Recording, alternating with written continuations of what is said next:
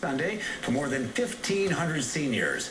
Graduates will be required to wear masks, and each student can have a maximum of 6 guests to allow for social distancing. The graduation will be at the arena. Last year, seniors graduated in a virtual ceremony in May with an in-person graduation outdoors in June at Howard Wood. A KELOLand.com original story by Ray Yost had more details about the class of 2021. Still to come, how younger teens could soon be able to get the Moderna vaccine. Plus, the U.S. hits a big milestone in vaccinations, but there's still a long way to go. The latest push from the White House coming up. Beautiful weather out there, including a wall, which is what you can see behind me. But unfortunately, this break doesn't last very long. We're talking about another round of active weather in the short term. Details on that coming up after the break. Exclusive sponsor of KELOLand News at 5 is the South Dakota Office of Highway Safety. Drive safe.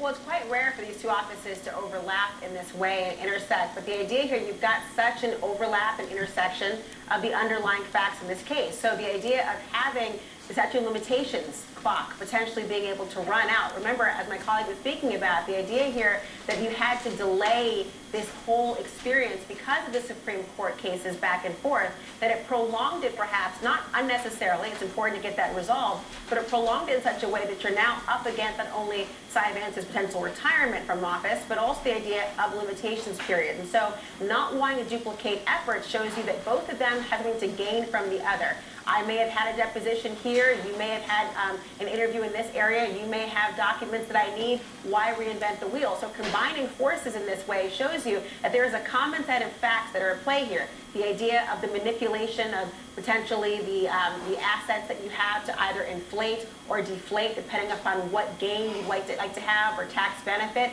The idea, as Kara was speaking about earlier, the implications for individual estates, or even based on the statements we remember the former fixer and attorney Michael Cohen speaking about. The idea when he testified on the Hill as well. All this is part of that same package. So you're seeing a wide scoping and wide covering prosecution investigation, but you're also seeing the inability to be able to drag this out much longer or have a protracted litigation because of that clock. Give us, David Shelley, the big political picture right now. Where does this potential bombshell, a grand jury now formally convened to investigate, to take a look at the potential charges against Trump, where does this fit into the bigger political picture as far as the Republicans are concerned? Well, we know that Donald Trump, he has said he's on the precipice of relaunching his rallies, right, and going out in public to make the case for Republicans of his choosing, ones that support his agenda, support his power inside the Republican Party. We've seen for months since Donald Trump has left office that the Republican Party is trying to still figure out what it is in the post-Trump era. It is so dependent upon Trump supporters that, I mean, you're talking about the huge swath of the Republican Party aligned with Trump, whether it's about the big lie in the 2020 election or about removing Liz Cheney from leadership. This is a party that is made in Donald Trump's mold right now.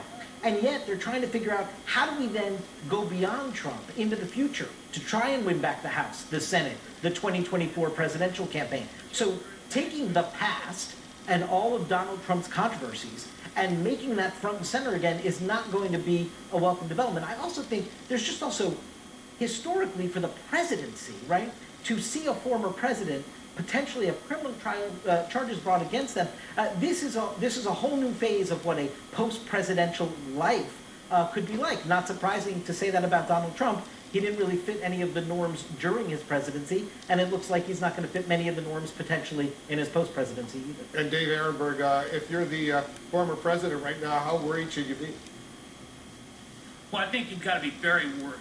And now you're in Bedminster in New Jersey, where the governor is a Democrat, so there's no attempt to try to stop the extradition like there could be in Florida. Mind you, the governor is not allowed to stop the extradition, but if it happens while he's at Mar-a-Lago, the governor could try to delay it. But the former president has to be worried about this because things are really getting real. And even though he is the former president, has control over his party, they're not going to be able to stop an independent district attorney. And that's another thing, Wolf, that's what's so great about this job is being a district attorney. The governor is not your boss. The attorney general is not your boss. And the U.S. Attorney General and President, they're not your boss. We're all independently elected, and we can make decisions for ourselves. Did Governor DeSantis give Trump any level? Could he potentially give Trump any level of protection if Trump were to go back to Mar-a-Lago, where you are in Palm Beach? There is buzz that Governor DeSantis would try to delay matters. There is an obscure statute on the books in Florida that allows the governor to send it to a prosecutor to investigate the extradition. But that statute cannot override the U.S. Constitution or federal law to stop the extradition. So DeSantis can do DeSantis things and try to rally the MAGA base, but in the end, if Trump is indicted by New York, the state of Florida is going to allow New York to extradite.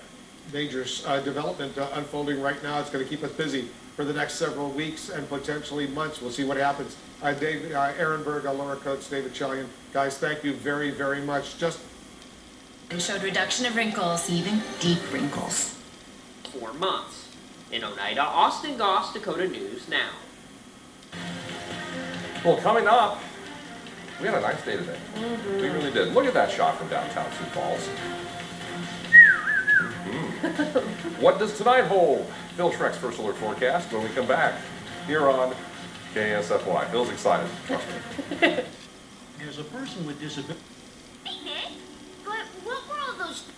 Fall one of your little horse. For showers and thunderstorms starting out West River at first, and then moving into the eastern portions of KELO overnight into early Thursday morning. Any storm that popped. No other.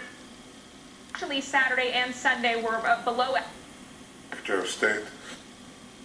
Recover on Memorial Day, and then, of course, as you head back to work, right, you're like, that's not what I wanted to hear. New York City, yet another spot where the holiday weekend going to be a chilly one, Mark. Average high 74, but Saturday, high of only 62. What a difference, that's for sure. And coming up on Weather Underground, we have important information to help you navigate the post-COVID travel waters, especially with hurricane season knocking on the doorstep. And speaking of hurricane season, if you're at home, Dr. Nat has some great advice for you, the best ways to protect your windows, and most importantly, what not to do as the season approaches. These were the last 7. And we're very grateful to you. And you are giving meaning to this now, again, with replenishments of Iron Dome interceptors that save civilian lives on both sides. And we're grateful for that, too. We, too, will give meaning to our commitment to our self-defense. If Hamas breaks the calm and attacks Israel, our response will be very powerful. And we have discussed ways of how to work together to prevent Hamas rearmament with the weapons and means of aggression. The second point is, naturally, is Iran. We discussed many regional issues, but none is greater than Iran. And I can tell you that I hope that the United States will not go back to the old JCPOA, because we believe that that deal paves the way for Iran to have an arsenal of nuclear weapons with international legitimacy. We also iterated that whatever happens, Israel will always reserve the right to defend itself against a regime committed to our destruction, committed to getting the weapons of mass destruction for that end. The third point is peace. We need to work together to expand normalization between Israel and Arab and the Muslim world, and deepen the peace treaties that we already have. We discussed also how to improve the lives and the conditions of the Palestinians, the humanitarian conditions in Gaza, including the question of the return of our MIAs and 2 civilians who are there, as well as building economic growth for Judea, Samaria, the West Bank, with international cooperation and participation. As for peace itself with the Palestinians, a formal peace, I think President Biden was absolutely correct when he said you're not going to get peace until Israel is recognized as an independent Jewish state, and that is the key. I couldn't agree more with President Biden, and I couldn't be happier than welcoming you here and your delegation in Jerusalem. We have a lot to work for. We have common goals of peace, security, and prosperity, and I look forward to working with you on those in this visit and more. So welcome. Welcome. Thank you. Prime Minister, thank you very, very much. Thank you for hosting us today. Thank you for the very good and lengthy conversation. I'm looking forward also to spending some more time with some of our colleagues, with Foreign Minister Ashkenazi, Defense Minister Gantz, as well later with President Abbas and other Palestinian leaders. President Biden asked me to come here today really for four reasons. First, to demonstrate the commitment of the United States to Israel's security, to start to work toward greater stability and reduce tensions in the West Bank and Jerusalem, to support urgent humanitarian and reconstruction assistance for Gaza, to benefit the Palestinian people, and to continue to rebuild our relationship with the Palestinian people and the Palestinian Authority. Intense, behind-the-scenes diplomacy led by President Biden, working very closely with the Prime Minister, helped produce last week's ceasefire. Now we believe we must build on it. That starts with the recognition that losses on both sides were profound. Casualties are often reduced to numbers, but behind every number is an individual human being, a daughter, a son, a father, a mother, a grandparent, a best friend. And as the Talmud teaches, to lose a life is to lose the whole world, whether that life is Palestinian or Israeli. I underscored to the Prime Minister something that President Biden made crystal clear throughout the violence. The United States fully supports Israel's right to defend itself against attack, such as the thousands of rockets fired by Hamas indiscriminately against Israeli civilians. For the President, I think, as many of you know, this commitment is personal. It runs deep. He's been one of Israel's most steadfast supporters for the last 50 years, having worked closely with every Prime Minister, starting with Golda Meir and now with Prime Minister Netanyahu. As the Prime Minister mentioned, we had a detailed discussion about Israel's security needs, including replenishing Iron Dome. We'll continue to strengthen all aspects of our long-standing partnership. And that includes consulting closely with Israel, as we did today, on the ongoing negotiations in Vienna around a potential return to the Iran nuclear agreement, at the same time as we continue to work together to counter Iran's destabilizing actions in the region. B-roll here at JTV, the video that we Has a really wide range of temperature use from negative 30 up to about 120 degrees. We also have a UPM product, which is a cold asphalt mix, which we can also use as a backup. And then our such character there. It's going to be a terrible show. We don't want anybody to watch. Hold on, all right. Oh, okay. $395. We've got a lot. Creature and often has a small yolk. Coming back to the skies, have been away for a while, maybe have forgotten how cramped the space is or how much time they have to spend with other people in such close proximity. Seth Miller is editor of PaxX.Aero and closely covers an airline industry contending with stressed customers. We're seeing load factors in the sort of 80 to 90% range, which was typical of the pre-COVID era, but there's fewer flights, there's more challenges, everybody's just a little bit more on edge. The federal government still requires the traveling public to wear a mask on planes, buses, trains, and other forms of public transportation. This is a federal mandate. But how many times did I ask you? Getting kicked off.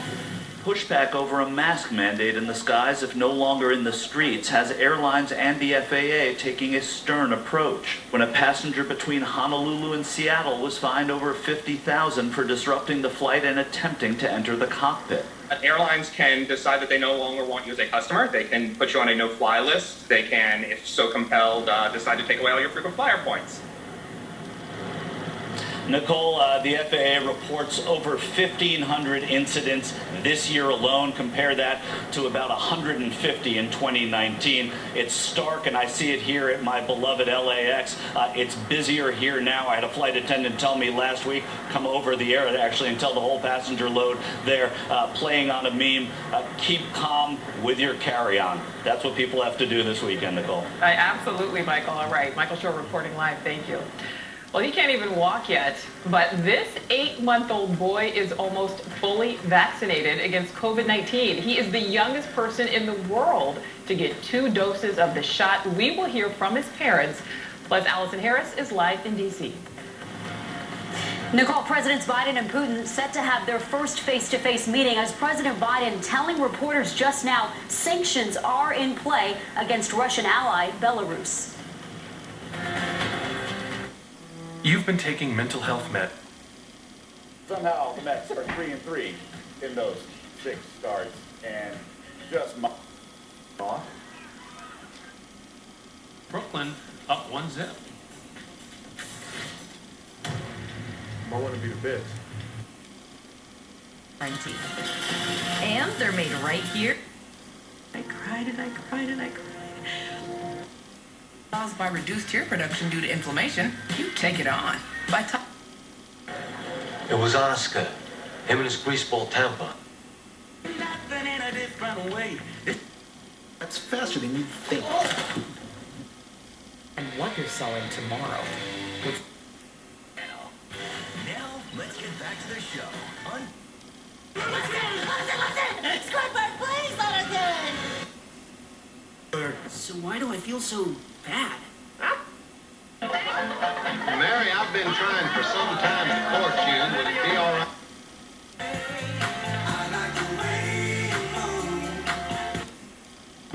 Oh, look, you see the water down there. See any green? I can't tell. Let's see how deep it is. See if we get one. We're all family here.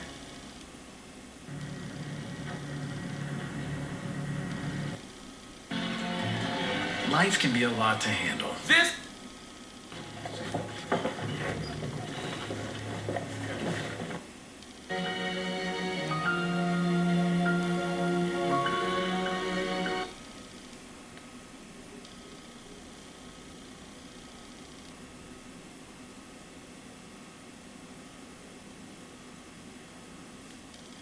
and is proven to help relieve overall abdominal symptoms, belly pain, discomfort, and bloating.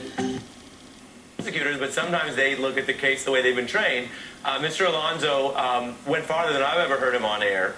Again, not that we're not reporting that. It's not 2 sources confirming that. It's legal analysis, though, that he views this at this stage to be a higher bar, that this is not a run-of-the-mill use of the grand jury. Everything Mr. Ackerman just said to us, I think, is obviously legally true. But I want to tease out and get your view on it. I want to tease out what Mr. Alonso seemed to be suggesting, which is, yes, of course, there's many reasons for a grand jury. You wouldn't normally, in a random case, say that that step means the next. They're 2 separate steps. He's saying after going to the Supreme Court and winning the tax return case and getting that and teaming up with Letitia James and having Michael Cohen in for 10 interviews and putting the squeeze on Weisselberg and getting this other material, that today do a thrice-a-week grand jury means Vance has got something. Where do you come down between 2 of your respective counselors here? Again, I'm going to cut in right between them. I think all of that context is really important. There was a Supreme Court case to get that subpoenaed material before the grand jury. The fact that this special grand jury has been convened after the state attorney general announced that it was shifting from a civil investigation to something with a criminal target, I think suggests that something is coming down the pike. But for those in the resistance who are inclined to spike the football right now, it might be a little early. As Nick says, there are lots of reasons to convene a grand jury. As you noted earlier, Cy Vance is approaching the end of his term as DA. That might be part of the reason for getting a lot of this done. It may also be the case as they approach the tolling of those statutes of limitations on whatever criminal charges might be in play. They're trying to get all of this evidence in before the grand jury, before that happens. So lots of different reasons, but again, this is a very significant development. Let me play a little bit more of Michael Cohen, brand new from the reporting we were just doing, because we've been circling the developments in this case, where we had, for the first time ever on television, 3 of these key witnesses together. We heard from Michael Cohen specifically about why Weisselberg is so clutch. Alan was the gatekeeper for every penny that came in and went out of the Trump organization. But it wasn't just the Trump organization. It was also Donald's personal accounts. It was the kids' business accounts. It was the presidential inaugural committee. It was the campaign. Any penny that had anything to do with Donald Trump went through Alan Weisselberg's desk. His exposure is not one that you can just hide, because the beautiful thing about numbers is numbers don't lie. Nick, we haven't been able to ascertain whether Michael was surreptitiously trying to do a low-key reference to men lie, women lie, numbers don't lie, a line used by Jay-Z and Lil Wayne, among others. We just don't know if that's how he was using it. But the numbers that don't lie are now, according to all evidence, in the hands of the DA. What does he do with what Weisselberg knows about Donald Trump's personal and professional financial ways? Well, I think what he's going to do is basically set up a situation where he can charge Weisselberg. I mean, it is a crime to assist somebody in the creation of a false tax return. I mean, this is precisely how this worked when we did this in Watergate with Nixon and his taxes. We had 3 or 4 people. We had the 2 tax preparers who were both lawyers. We had the fellow who was the person who appraised Nixon's papers that he falsely claimed were a gift to the United States government. And so you had a very small group, and the idea was to charge all of them and to flip them and to get them to testify. And we certainly got one of them, who was one of the lawyers that was in the White House, who was a key witness in these cases. And if we had gone to trial with Nixon, if he hadn't been pardoned, this individual would have been a star witness, along with a number of other supporting witnesses that we were able to gather through the grand jury.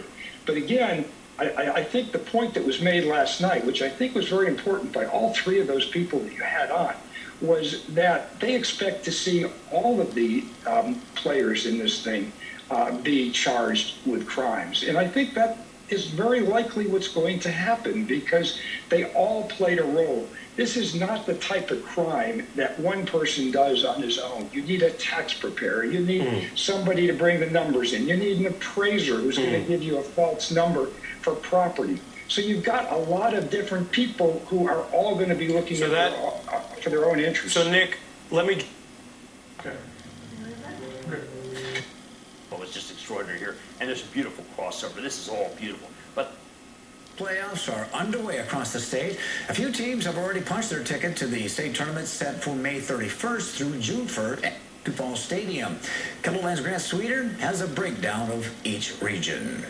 And for the 5th thing, let's check one last check of our weather with meteorologist Adam Rutt. A little cooler for your day on Wednesday, mainly dry in southeastern KELOland, 60s to mid-70s, depending on what side of the I-90 corridor you're on. Cooler, though, to the north and east in the 60s to near 70 degrees with rain building in towards sunset. But it's West River that holds the better chance for rain and thunderstorms toward the evening. Feel the storms could pack an extra punch, so be sure to stay weather aware. All right, thanks, Adam. That's our time. We thank you for watching. Good evening.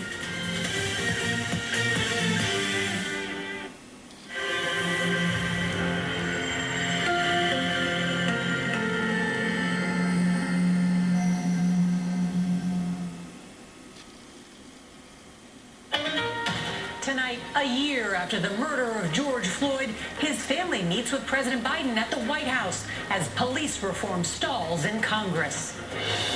Ceremonies nationwide as America remembers George Floyd, marking a year of protest, pain, and hope. What's changed about policing in this country and what hasn't? Plus, the moment captured on camera when shots rang out today in George Floyd Square. Face to face with Putin. The date is set for the first meeting between President Biden and Russian President Vladimir Putin. What's on the agenda? Vaccinating America. The milestone tonight as the country prepares for Memorial Day weekend. If you are vaccinated, you are protected, and you can enjoy your Memorial Day. If you are not vaccinated, our guidance has not changed for you. Congresswoman condemned. Republican leaders call out Marjorie Taylor Greene for comparing masks and vaccines with Jewish suffering during the Holocaust. The rare rebuke. Wild weather. Tornadoes in Kansas. The storm threat for millions tonight. Murder charges. Remember the case of 2 missing kids in Idaho found buried in their stepdad's backyard? The breaking new indictments. Peace mission. The Secretary of State tries to preserve a fragile ceasefire, even as Israel issues a blunt warning to Hamas. And the game changer. A mysterious donor changing lives for student athletes. This is the CBS Evening News with Nora O'Donnell, reporting from the nation's capital. Good evening and thank you for joining us. We're going to begin tonight with a nationwide call to action as Americans remember the death of George Floyd. It has been a year since Floyd's cries of "I can't breathe" sparked the largest social justice movement in U.S. history. And tonight his family is here in Washington, where they spent the day on Capitol Hill and met with President Biden for more than an hour. The president had hoped to mark the day by signing police reform legislation bearing Floyd's name. Instead, it remains stuck in Congress. At the same time, in Minneapolis and in cities across the U.S., Americans continue gathering tonight, reflecting on a year of change and challenge, of protests and pain, as the country confronts its complicated history with race, justice, and policing. And nowhere was that more evident today than at the site where the 46-year-old died, as quiet remembrances were briefly interrupted by gunfire. CBS's Weijia Jiang is at the White House with more on where police reform legislation stands. But first, CBS's Jeff Pegues is going to lead off our coverage tonight from Minneapolis. Good evening, Jeff. Nora, behind me, one of dozens of murals now across this city dedicated to George Floyd. His death here in police custody profoundly changed this community, and today Minneapolis paused to remember the man that friends and family call a gentle giant. In Minneapolis today, a moment of silence. Mama. For about 9 minutes last May 25th, former police officer Derek Chauvin, who was convicted of murder, pressed his knee into George Floyd's neck, killing the 46-year-old. This disturbing video resonated with people across the city, the country, and the world who marched for change. We're going to continue to fight. Today, speakers at rallies encouraged supporters to keep up the fight. In the last year, 17 states and the District of Columbia have banned or restricted chokeholds. More than 20 metro police departments saw decreases in their share of the city budget. Amid the debate about police reform, crime in Minneapolis is rising. Today, just feet away from the square dedicated to George Floyd, about 30 gunshots rang out. This bill of comprehensive police reform A barrage of gunfire was captured on camera during a reporter's live show. The shooting was apparently unrelated to the Floyd events. Police say one person was injured. A year ago, core boy KB Bala was preparing to open his dream restaurant in Minneapolis. This is where your restaurant used to be. right there. But in the hours after George Floyd's death, looters smashed windows and vandalized the place. One of 1,500 businesses targeted. Thieves tried to steal his safe right in front of him. Adding insult to injury, the very next day, an arsonist burned the building to the ground. Bala, who was a firefighter, stood helpless and defeated. That was your dream. Oh, definitely. At your lowest points, did you think you were ruined? Yes. He started a GoFundMe account, and within a matter of days, 34,000 donors contributed more than $1 million.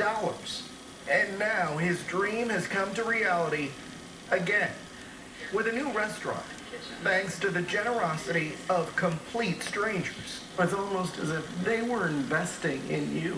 Oh, yeah. And investing in your dream. 100%. How do you pay that back? Just pay it forward. You know, what can I do as a person, you know, to impact another person's life? And he says that he has launched a nonprofit to help others in the community realize their dreams. Nora, tonight at the Floyd Memorial, there will be a vigil and a concert in his memory. Nora. Jeff the Gaze, thank you. George Floyd's family, including his young daughter, spent their day in meetings here in Washington, first with the president, then members of Congress. They say they had one goal in mind, reforming the police. Here's CBS's Weijia Jiang. Outside the White House, George Floyd's 7-year-old daughter, Gianna, led a call to honor her dad. Say his name. George Floyd. President Biden met with members of Floyd's family for over an hour. The Floyd family meeting went incredibly well. Sometime after Memorial Day, we'll have an agreement on the George Floyd legislation. And so I'm optimistic. They said he was also frustrated that lawmakers have not yet passed a police reform bill. He wants to make sure that it's the right bill and not a rush bill. He also said that he said that deadline. He's not happy about it not being met. Last month, during his address to a joint session of Congress, the president set today as an aspirational deadline. Let's get it done next month, by the first anniversary of George Floyd's death. Even though that did not happen, lawmakers leading the effort said they have made meaningful progress on a measure that would ban police chokeholds and create a national database for police use of force, among other things. But one major sticking point is qualified immunity, which protects officers from lawsuits. Congresswoman Karen Bass, a top negotiator, said she wants the final bill to address it. We want the killings. We want the brutality to end. And so the only way that happens is through accountability. And Weijia joins us now from the White House. So Weijia, in addition to that meeting with the Floyd family, the White House also today announcing a date for a summit between President Biden and Vladimir Putin. What do we know about that meeting? That's right, Nora. President Biden is set to meet face-to-face with Vladimir Putin for the first time since becoming president on June 16th. I think we're making the kind of progress that we need to make in them. Tonight, President Biden sounding encouraged, too. I've spoken with the negotiators. I'm hopeful that sometime after Memorial Day, we'll have an agreement on the George Floyd legislation. And so I'm optimistic. Biden had hoped to sign a law by today, the anniversary of George Floyd's murder, something he discussed in his meeting with Floyd's family at the White House. He said that deadline, he's not happy about it not being met, but all in all, he just wants the bill to be right and meaningful and that it holds George's legacy intact. The George Floyd policing bill would ban police chokeholds, eliminate the use of no-knock warrants, and create a national registry of police misconduct. But the big sticking point, whether to do away with protections that shield officers from civil lawsuits. 40 states in the District of Columbia have already passed their own significant police reforms. Maryland now has new laws restricting use of force and requiring body cameras. Michael Harrison is the police commissioner in Baltimore. It's a culture change. It's a paradigm shift. And it's new to a lot of people. We're 4 years into it.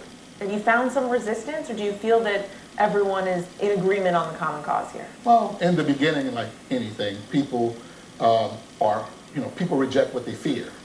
And they fear what they don't know. And so in the beginning, it's all about change management. How do we create change? That is the question. Mary Bruce live at the White House. And President Biden says he hopes to sign police reform legislation sometime after Memorial Day now. Bottom line tonight, where do negotiations stand? Well, David, the talks are continuing and the details are still being hammered out here. There are still some real hurdles, though, like that question of protections for officers. But one thing that both sides definitely do agree on, this legislation will be named in George Floyd's honor. David. Mary Bruce and Alex Perez tonight, our thanks to you both. And this evening, we hope you'll join us for a special Soul of a Nation broadcast after Floyd, the year that shook the world. That's tonight at 10 p.m. Eastern, right here on ABC. In the meantime, we turn to the other news this Tuesday night and new developments just before we came on the air tonight in the investigation into former President Trump and his family business. Tonight, the Manhattan DA now convening a special grand jury to decide whether to bring criminal charges. Let's bring in our chief Washington correspondent, Jonathan Karl, tonight. And John, this investigation, as we know, has been going on for more than 2 years now. But this is a clear sign tonight. It's entering a new stage. David, the big picture here is that this certainly appears to be an escalation of the investigation into President Trump, former President Trump, and his his company, the Trump Organization. This is the special grand jury that will determine whether or not there are criminal charges against Donald Trump, his family, or his company. We have learned that already prosecutors have asked witnesses to appear before this special grand jury, which will reportedly meet 3 days a week for up to 6 months. Of course, there have been no charges yet in this case, David. We don't even know exactly the extent of the investigation. And Donald Trump has said that he runs a clean company, that this investigation is basically a partisan witch hunt run by a prosecutor who is a Democrat. David? John Coro with us on the breaking headline. John, thank you. In the meantime, we move on to the coronavirus in the U.S. and that major milestone today, half of U.S. adults are now fully vaccinated. The numbers tonight, 164 million Americans have had at least one shot. That's more than 58% of everyone 12 years and older now. Tonight, Moderna, now reporting their vaccine, has been shown to be 100% effective in children 12 to 17. Moderna could ask the FDA for emergency use authorization in just weeks. And tonight here, if you're fully vaccinated, a new study about those so-called breakthrough infections, even after someone is vaccinated. And the results are encouraging. Here's Eva Pilgrim. Tonight, a major milestone ahead of the Memorial Day weekend. More than half of U.S. adults are now fully vaccinated. If you are not vaccinated, I want to encourage you to take this holiday weekend to give yourself and your family the gift of protection by getting vaccinated. The country on track to reach the president's goal by July 4th, at least one dose for 70% of all adults. All right, buddy, you ready? And now adolescents could soon have the option of a second vaccine in addition to Pfizer. Moderna today reporting its trial results show the vaccine was 100% effective against COVID for 12 to 17-year-olds with no safety concerns. Texas ER doctor Denise Burgos enrolled her 15-year-old daughter, Anita, in the trial. I have a lot of physician mom friends. We were constantly talking about this, and we all really made a push to find vaccine trials and to get our kids into them. Anita doesn't know yet if she got the vaccine or a placebo, but says she did get a sore arm and a fever. I was like, oh, I don't feel so good. And she's like, yes! Since getting those shots, Anita's feeling just fine. Moderna plans to ask the FDA for the green light in early June. Tonight, across the country, a race to boost vaccinations by rewarding Americans who get the shot. Colorado, now the 6th state to announce a vaccine lottery. That's right, you could win $1 million. After Ohio launched its Vax-A-Million lottery with free college scholarships, vaccinations jumped 45%, up 94% among teenagers. Our rural areas, where sometimes we've seen a real problem in getting people vaccinated, those have increased dramatically. They've seen over 100% increase. So we're excited. The CDC releasing new data showing the breakthrough infection rate for those who are fully vaccinated just 0.01%. That means of the 101 million people they followed, there were just over 10,000 breakthrough infections. Most had mild or no symptoms. David? That is really encouraging. Eva Pilgrim on the virus tonight. Eva, thank you. We turn now to the growing outrage over what's being called. Happy about that? Sioux Falls and Freeman for being dealers for mow down cancer. Or presenting their case, and that just should not be. And one question on the idea of police funding. A headline from NPR, civil rights group calls on the Justice Department to suspend local police grants. Explain what's going on there and your group's involvement.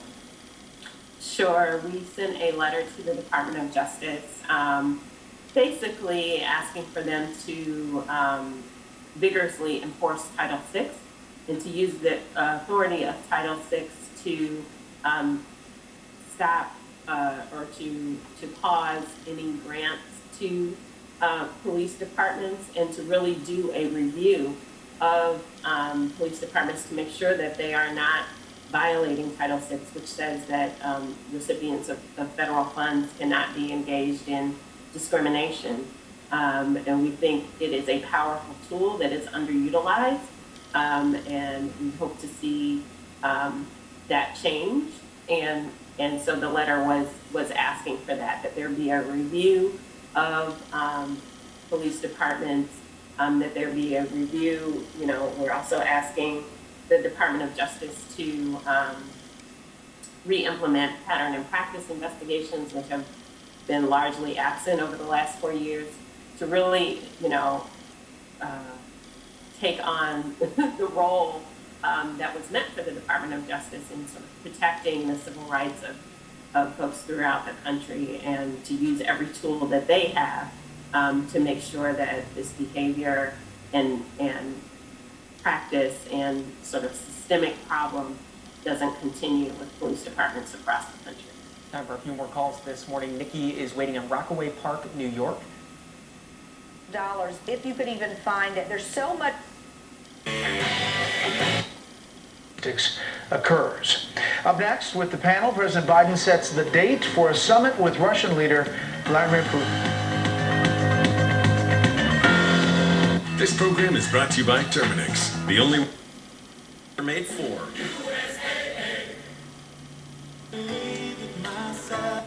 At Morgan Stanley, whether that's retirement, paying the obstructive sleep apnea, and you're often tired during the day. Because we have 50% of people who are fully vaccinated, of adults who are fully vaccinated. So if you're in a sporting event or a restaurant and no one around you is wearing masks, I don't trust that all those people are vaccinated. I really wish that the Biden administration had come out much earlier with a way for us to verify vaccination. And I think that at this point, we should expect the private sector to really step up and do this. I would feel a lot more comfortable getting on a plane and may be willing to pay more for a flight where everybody is fully vaccinated. I think a lot of people would feel more comfortable going back to the gym or to their workplace if they're going to be shoulder to shoulder with people who are unvaccinated and potentially unmasked, if there is some kind of proof of vaccination. So I think that's what is in store for us going forward. That's an important point, Dr. Wen, as usual. Thank you very, very much. Coming up, new developments right now stemming from a body cam video showing troopers brutalizing an African-American man who later died. We're getting new information. We'll share it with you when we come back.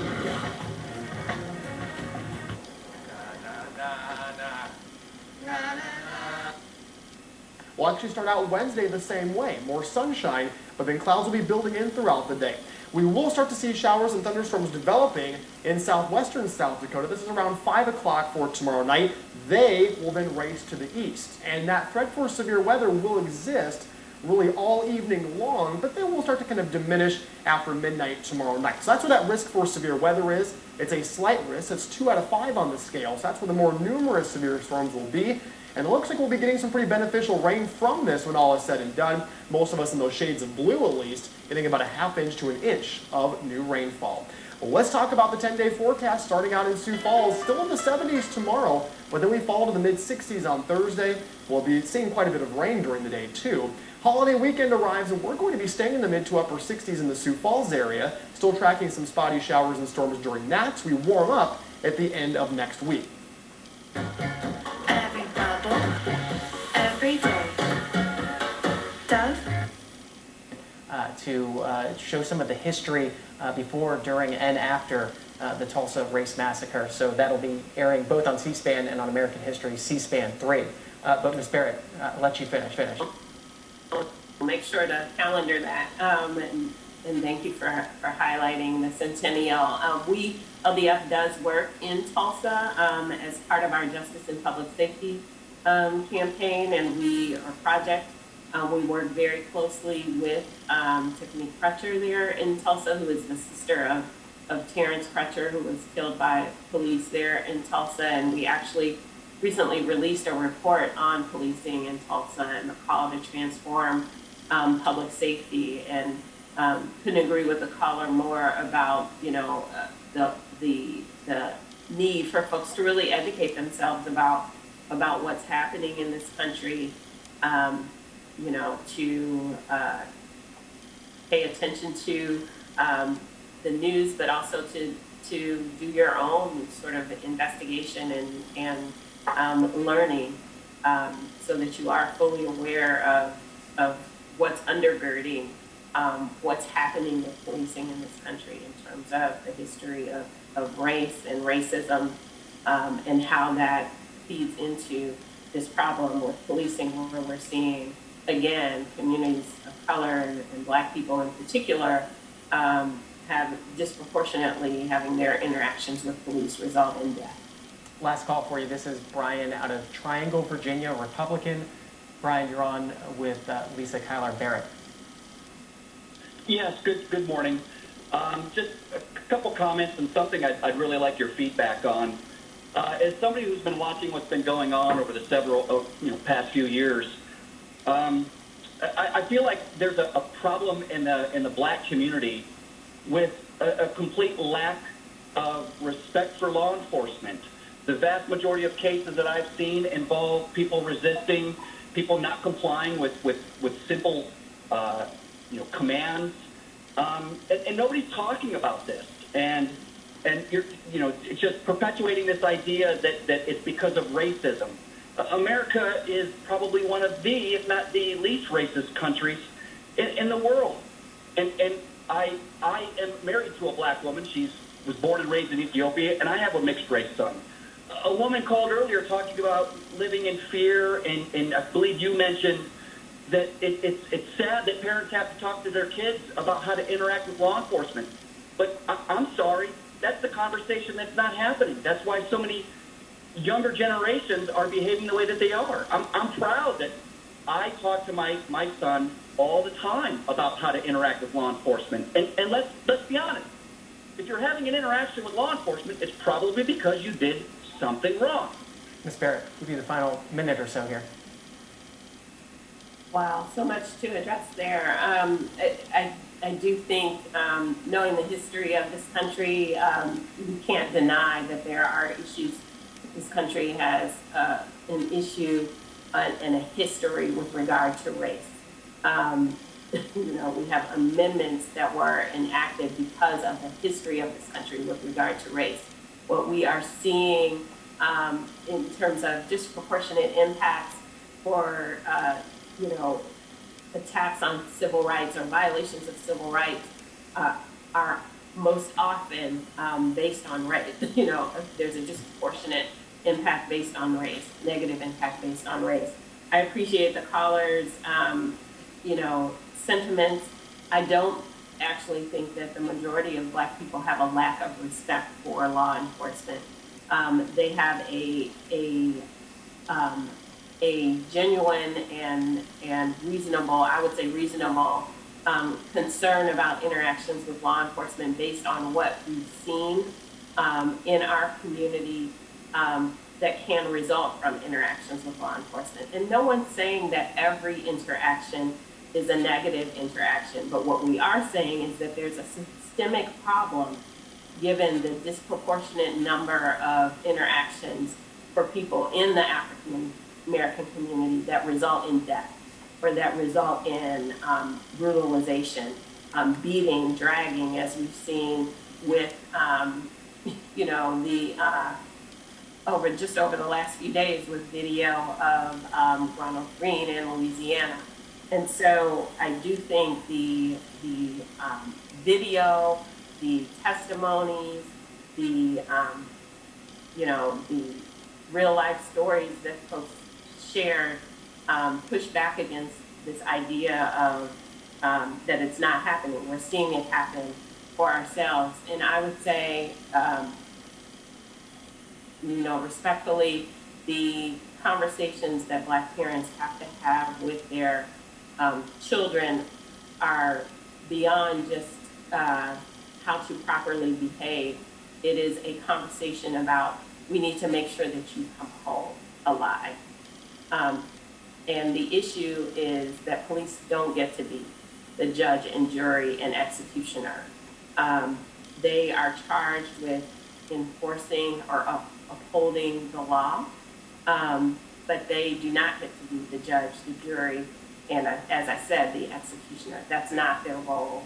That's not the intent of their role, and it should not result in the deaths that we're seeing across the country. And we'll end our conversation there this morning. But Little things can become your big moment. And deliveries 7 days a week. It's a whole new world out. Who are the strong women in your family? Every squeeze, every smile. Until until 10 o'clock for your late local news. Dakota News Now at 9 on Fox Sioux Falls. Thinking about a new home? Death. Tell your doctor if you have a heart condition or high blood pressure. Green. Now, it's news when you want it. I'm Brian Allen. Tonight at 6 on KSFY, observing the one-year anniversary of the death of George Floyd in Minneapolis, how that city and the nation are marking the day. Join us tonight at 6 for Dakota News Now. We'll see you then.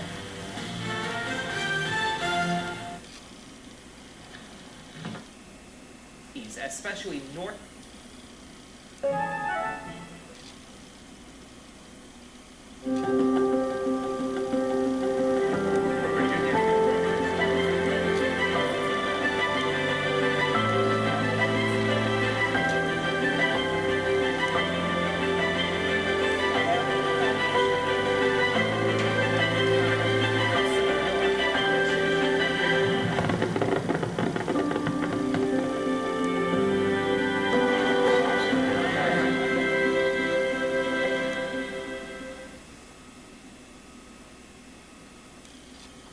On Capitol Hill, House Speaker Nancy Pelosi and California Representative Karen Bass met with the family of George Floyd on the one-year anniversary of his death. Representative Bass is the author of the George Floyd Justice in Policing Act, which passed the House back in March and now is awaiting action in the Senate.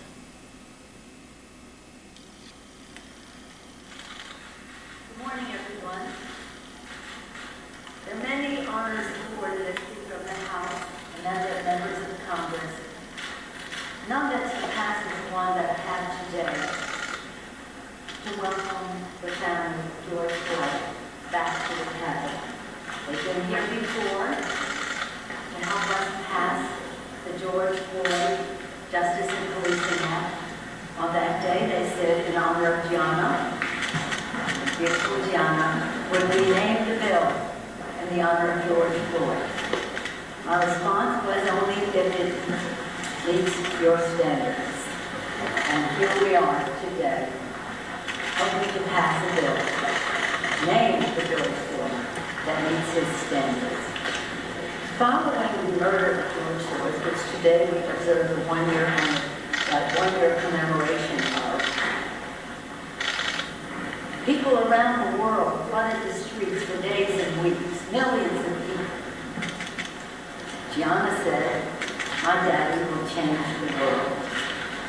And indeed, her prediction is coming true. And it's coming true because of so many people who worked so hard for decades to make it come true. Taking the lead in the House of Representatives is our colleague, Congresswoman Karen Bass, Madam Chair. With us today also is Steve Porter, the Vice Chair of the Congressional Black Caucus, and Congresswoman Abigail Spanberger of Virginia. Did I say Mr. Horford was from Nevada? Did I say Congresswoman Bass is California?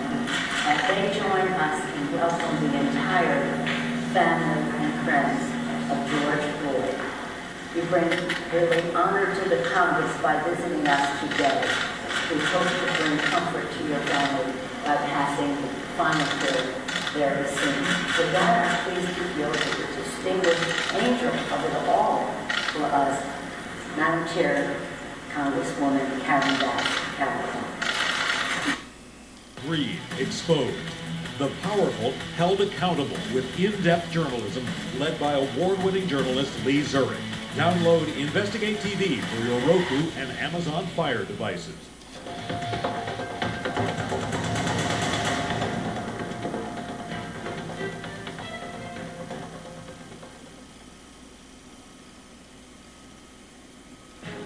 Tonight, the rallies and memorials across the nation 1 year after the death of George Floyd. Moments of silence and marches from coast to coast in memory of the man whose murder touched off a racial reckoning in America. Today, Floyd's family meeting with President Biden at the White House. The president's deadline for Congress to pass police reform in Floyd's name, where that effort stands tonight. And scary moments near Minneapolis's George Floyd Square, a gunman opening fire. The Memorial Day rush is here. It's expected to be the biggest travel holiday since the pandemic hit, but it comes as unruly passenger behavior surges. One flight attendant attacked, losing 2 teeth. Promising news from Moderna. Its COVID vaccine safe and effective for 12 to 17-year-olds. But when could younger kids finally get a shot? The report breaking as we come on the air. The grand jury convened and expected to decide whether to criminally indict former President Trump. What we're learning. The first summit announced between President Biden and Vladimir Putin amid rising tensions. Nearly a year after the remains of her children were found, the couple now charged with murder. And a health alert, the surge in ticks this summer. This is NBC Nightly News with Lester Holt. Good evening. In this digital age, we've become used to cell phone video exposing the soft underbelly of policing. But no image has been more jarring than the slow and excruciating death of George Floyd, captured on a Minneapolis street corner 1 year ago today. His life squeezed out of him by a police officer. Today, his murder and all that it came to symbolize was remembered by many in this country, including President Biden, who met privately with Floyd's family at the White House, where he had hoped to mark passage of a police reform bill named for Floyd. That bill, however, still held up in Congress tonight. Floyd's encounter with police, which began with his questioning over a counterfeit bill, ended with his death, igniting a protest movement that spread across the U.S. and beyond and still resonates tonight. Gabe Gutierrez has details. Today, across the country, moments of silence commemorating the agonizing 9 minutes and 29 seconds a police officer knelt on George Floyd's neck. It was a murder, and we need to be reminded that what happened to him was not an accident. In Washington, Floyd's relatives met with lawmakers. Good morning, everyone. Including House Speaker Nancy Pelosi and later President Biden. If you can make federal laws to protect the bird, which is the bald eagle, you can make federal laws to protect people of color. A federal police reform bill has stalled in the Senate because of Republican opposition to certain proposals, such as restricting qualified immunity, making it easier to sue police officers. He let us know that he supports passing the bill, but he wants to make sure that it's the right bill and not a rush bill. This morning in Minneapolis, chilling moment as gunshots rang out near where Floyd died. It's unclear why. Police say at least one person was shot and went to the hospital. Still, it was a day of reflection. In the past year, there have been changes at the state level. At least 3,000 policing-related bills have been introduced in legislatures. More than 30 states have enacted new police oversight and reform laws. But more than 1,000 people in the U.S. have died following police encounters since Floyd's death. What has changed in America? Nothing. Nothing has changed. We sat down with 3 women who now share an unwanted bond, though George Floyd's sister, Bridget, is hopeful about the social justice movement. What has changed the most is unity throughout the country. Alisa Charles Finley is the sister of Botham John, who died in 2018 when a white Dallas police officer mistakenly entered his apartment and shot him. She was convicted of murder. Has Congress moved quickly enough on police reform? No. Is that a broken promise to you? Of course it is. Gwen Carr is the mother of Eric Gardner, who died in 2014 in New York City following a police chokehold. That officer was not charged. People will think, oh, it's over. It's not over with because they are still killing our children. And Gabe, despite those gunshots earlier today, it appears people are still gathering there at the square. Yes, that's right, Lester. Today was a major milestone for Minneapolis, but there's a lot on the horizon for this community. Sentencing for Derek Chauvin is now scheduled for late next month, Lester. Gabe Gutierrez tonight, thank you. A huge increase in travel is expected as we head toward Memorial Day, with millions planning to fly or hit the road. The TSA urging patience, while officials cite an alarming increase in bad behavior on planes. Here's Tom Costello. From the highways to high above, expect the biggest explosion in getaway traffic since the start of the pandemic. AAA predicts up 60% over last year. Incredible numbers of people. I've never seen the Charlotte airport so crowded. This past Sunday, nearly 1.9 million passengers moved through the nation's airports, the most since the lockdown began. With airlines reporting much stronger than expected bookings, the TSA is adding 6,000 more officers this year. The advice for passengers: expect longer lines, fewer empty seats, And with 50% of Americans still not yet vaccinated, masks are still required for everyone in airports and on planes. The TSA says there are no plans to change that yet. Meanwhile, the FAA reports another alarming jump in unruly and dangerous behavior. Fistfights, drinking, verbally and physically assaulting flight attendants. 2,500 cases so far this year, 1,900 involving mask disputes. A Southwest Airlines flight attendant lost 2 teeth during an assault on Sunday. Southwest CEO says the assaults have reached an intolerable level. 60 TSA officers also assaulted this year. The Homeland Security Secretary today. We're not going to tolerate behavior that threatens the well-being of the public, the employees that bravely are on the front lines to facilitate the travel for individuals who want to reunite with friends and family. Interfering with a flight crew is a federal offense. Fines up to $35,000, jail time, and possibly banned for life from flying. Lester? Tom, what can you tell us about this do not travel advisory for Americans going to Japan just ahead of the Olympics? Yeah, the CDC and the State Department say do not travel to Japan. They're in a state of emergency. Cases are up, deaths are up, vaccination rates very, very low. But the IOC says the Olympics are still on, Lester. Tom, thanks. And today, Moderna announced results of its vaccine trial for kids ages 12 to 17. That's more than 164 million Americans have now gotten at least one dose. Dr. John Torres joins us now. John, the Moderna results appear to be positive. Yes, Lester, this is great news. An FDA authorization would give the U.S. a second vaccine for adolescents and significantly increase the country's supply. Now, almost 4,000 kids were in Moderna's trial, and the company says not a single one who got both doses ended up sick, making it 100% effective. So if it... Over 1,500 students will be receiving their high school diplomas after earning 22 credits during their career. Each ceremony will take place at the Sioux Falls Arena. The day kicks off at 11 a.m. with New Tech High School and concludes at 7 in the evening with Roosevelt.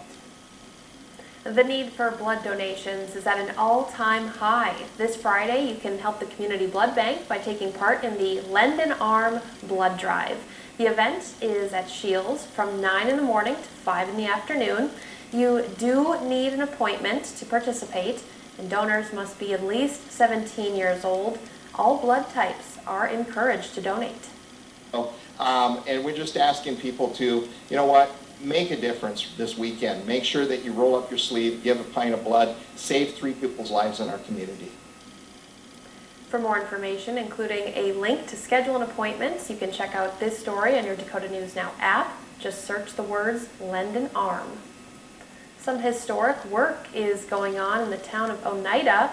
It's going to uncover something that's been with the implementation of medical marijuana so that our children and our youth within our city are still protected. Rolling out a new program comes with challenges. I think for us the largest challenge has been never having done it before. Everybody in South Dakota is doing this for the first time. A lot to learn yet. Kelly, how soon could dispensaries start selling that medical marijuana? Well, that's according to a recent report from Capitol News Bureau reporter Bob Mercer. Establishments aren't expected to start commercial sales until this fall.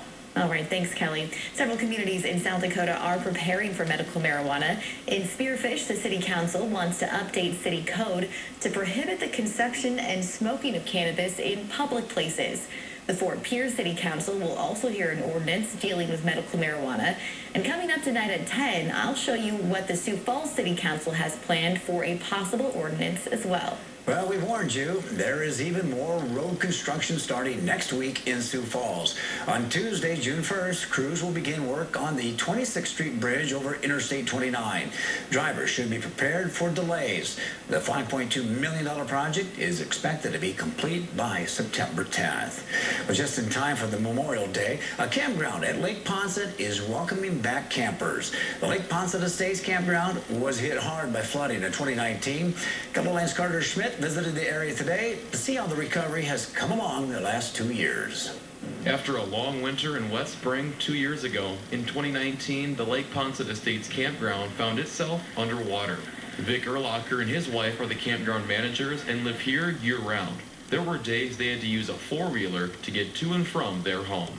2019 was just a crazy year out here at Lake Ponce for everybody. Tremendous amount of flooding. In the part of the campground that I'm standing now, the pond behind me flooded all of this, and it was actually thigh-deep in some areas. Lake Ponce Estates has 104 total camping spots, but only 12 were available the last 2 years. The water caused a lot of destruction. Naturally, taking out all the utilities, all the electrical meters, flooded our sewage system, filled it all with sand and gravel, where they had to be completely redone. The lots were totally destroyed. Our restrooms and showers we had here were just totally destroyed. And we had a tremendous amount of trees here. They were all gone. Following a lot of hard work, including building a huge retaining wall by the lake, the campground is ready to welcome back guests, including Dean Lindsay from Marshall, Minnesota. I used to come here probably every 3 weeks to go fishing on Lake Ponce. And me and the wife, we took a year off of the seasonal camping, and we decided to look around. And I told her I really liked the lakes, and I just loved the area because we used to live in South Dakota. And these are all our friends, and they're so excited to get back here. At Lake Ponce, Carter Schmidt, KELO News. Boy, it looks nice now, though, doesn't it? Oh, so beautiful. And if you want to make a reservation, you'll need to do so quickly. The campground is almost fully booked for the summer. So ready for summer camping. Absolutely. That's a Memorial Day weekend, every weekend for me. Well, have you noticed more back pain as you continue to work from home? How to alleviate some of that stress? That's coming up in 9 minutes. And we'll have an update on that Memorial Day weekend outlook, which does feature some raindrops in it, coming up after the break. The exclusive sponsor of KELO News at 6 is Autoland. Push to raise money, get more notoriety, and stay, I guess you'd call it relevant. Professor Tribe, Gloria, thank you both very much. Thank you. Out front for us next, Republicans finally denounced Marjorie Taylor Greene's remarks comparing a mask mandate to the Holocaust. But why did they wait 5 days? Plus, more breaking news tonight. CNN is learning tonight the Biden administration shut down a secret investigation started by the Trump administration to prove the pandemic started at a lab in China. And Corey Lewandowski is seizing on a baseless accusation of fraud in his home state of New Hampshire, where an election audit is wrapping up. Aaron Burnett, road rage, jumps out of a silver Maserati and opens fire on another vehicle in Washington, D.C. Moments later, the suspect unloads on another driver in a car just off screen. One woman was shot and 2 children in her car could have been killed. It happened just days before 6-year-old Aiden Leos was killed in the backseat of his mother's car after another incident of road rage in Southern California. He just didn't deserve that. No one deserves that. With a $150,000 reward offered after Aiden's death, police conducting both investigations have released few details and made no arrests. Over the last 12 months, at least 25 deaths have been connected to road rage shootings. A growing number of violent confrontations have been captured by cameras, and now police in Washington, D.C. and Southern California hope video and witnesses can help solve their cases before someone else gets hurt. Miguel Almaguer, NBC News. Nearly a year after the remains of her 2 children were found in Idaho, Lori Velo Daybell and her husband Chad Daybell have been indicted on 2 counts of first-degree murder. Hey, we all know the weather in our region can be extreme. A severe thunderstorm watch remains. In our next meeting, I will hear some other alternatives, but I just can't emphasize enough, right now, qualified immunity is what is on the table. And you said at the beginning the Floyd family is saying that what comes from these negotiations is more important than the speed. So do I understand you to say this could drag on for some time? Well, I think that, we obviously did not meet the deadline today. I don't believe it's going to drag on for months. I do think we need more time. I don't think it makes sense to set a deadline right now because I would just be making one up. But I can tell you that we have made significant progress, and I am hoping that we will be able to get this job done shortly. But is it your sense, I mean, just to go back to this question about holding officers accountable, that there may be give on the part of Republicans on that? Well, I mean, I think all of us come to the negotiating table with an open mind. We have to. Otherwise, there's no point in negotiating. You can just submit your opinions and then walk away. And so I think on both sides, there's an open mind and there's a willingness to say, okay, if not this, then that, but show me. So right now, Section 242, lowering the standard to prosecute an officer, also qualified immunity are still on the table. But, you know, there's many other aspects of the bill that we are also talking about. Having national standards, national accreditation, banning no-knock, banning chokeholds, having a registry for bad officers, providing grants to communities so that they can re-envision public safety. What does it need? What does a community need to be safe? In the last analysis at this point, Congresswoman, do you think there will be a bill that passes the Senate? Oh, I do think there will be a bill that passes the Senate. I believe that President Biden will have a bill to sign. All right, we will leave it there and we'll continue to follow it very closely. Thank you so much, Congresswoman Karen Bass. All right, thank you. And let's focus more on what's happening in Minneapolis 1 year later. Next November, city voters will be asked to approve a measure that could dismantle the police department and fold it into a broader Department of Public Safety. Minneapolis police have been mired in controversy for decades and soon will be the subject of a federal Department of Justice investigation. But the campaign to bring change is fraught with complications. Special correspondent Fred DeSan-Blazaro has our report, part of our series, Race Matters.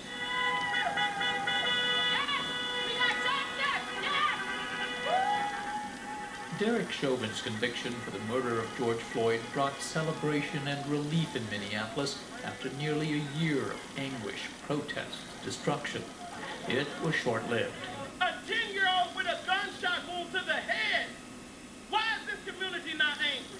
Shamanda Greer's grandson, Latavian Garrett Jr., was one of 2 young children critically injured in separate gunfire incidents in the city's majority black North Side neighborhood. Because a cop didn't shoot him? Where's everybody at? We only march when it's against the police, huh? Greer made an impromptu appearance at a news conference called by several city leaders last week to address violent crime, which, like in most American cities, has spiked this year. It's on track to double 2020 rates. Compounding matters, the police department has seen an exodus with recent retirements, resignations, and leaves of absence. Chief Madara Arredondo pleaded for the community's help. I am down about a third of our department. We cannot do this work alone, but we've got to come together. This violence cannot continue. Even as some city leaders and citizens express concern about an understaffed police department just when crime is rising in Minneapolis, critics of the police department say the answer to the spike in violent crime is not necessarily to hire more officers. I don't think that we need more cops. Karina Smith heads Yes for Minneapolis, a black-led coalition of citizen groups campaigning to dismantle the police department. They successfully launched the petition drive to put the issue before voters in November. This council is going to dismantle this police department. The idea came up soon after Floyd's killing, when 9 of the city's 13 council members pledged to defund the department.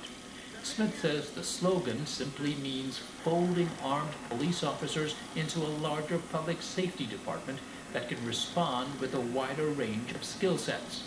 A holistic department that includes licensed peace officers if necessary. It includes people being able to better respond to domestic violence calls. It includes people being able to better handle our homeless population, folks who are dealing with addiction. Why black-led?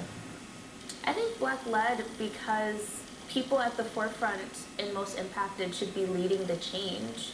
The MPD has long had a fraught relationship with the city's black residents, about 20% of the population, and now including at least 100,000 African immigrants. The traffic stops in Minneapolis, tend to affect disproportionately black and East African drivers.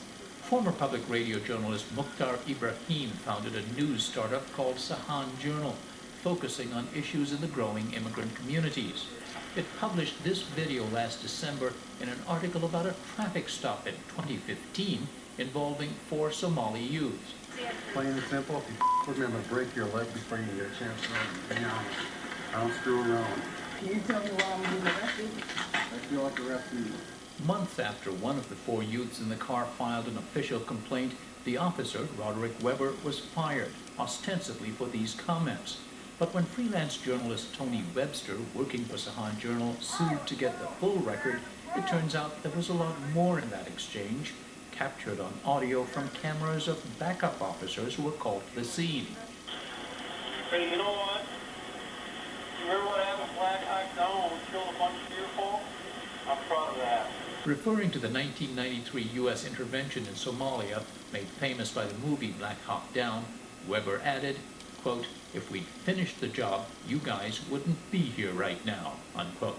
I think that story really displayed one part of the Minneapolis police department culture in terms of how it interacts with, communities, especially, immigrants.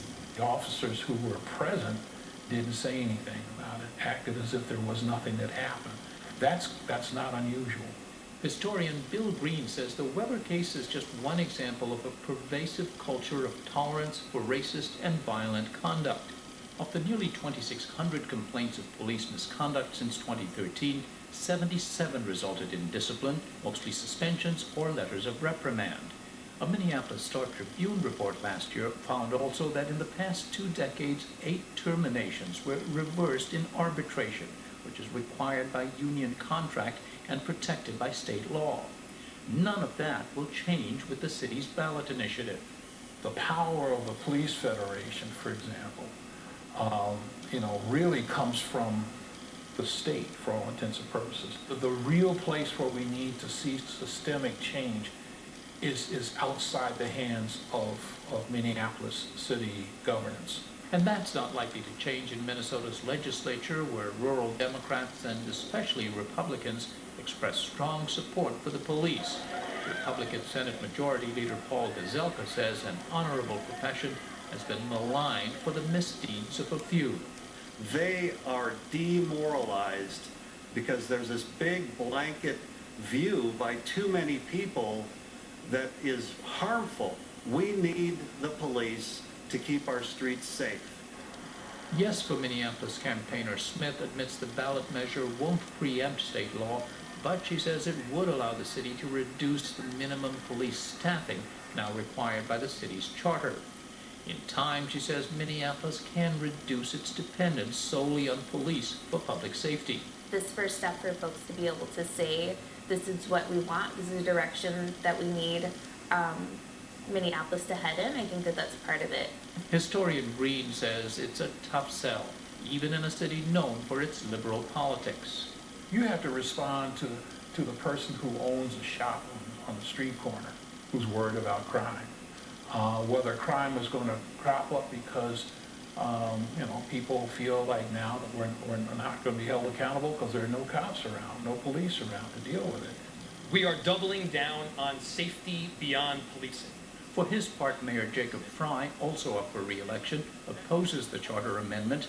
He and Chief Arredondo have promised their own reforms, increased violence prevention efforts, better field training for graduates of the police academy, and no more traffic stops just for low-level violations like broken taillights or expired license tabs that disproportionately affect minority drivers.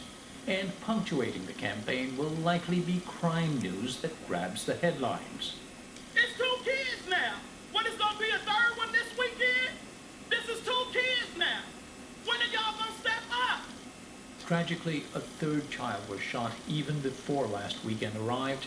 Unlike LaDavian and 9-year-old Trinity Otteson Smith, still battling for their lives, Anaya Allen succumbed to her injuries. She was 6. For the PBS NewsHour, this is Fred DeSanLazaro in Minneapolis. Fred's report is in partnership with the Undertold Stories Project at University of St. Thomas in Minnesota. Please join us tonight at 10 p.m. Eastern on your local PBS station or online for our primetime special, America After George Floyd.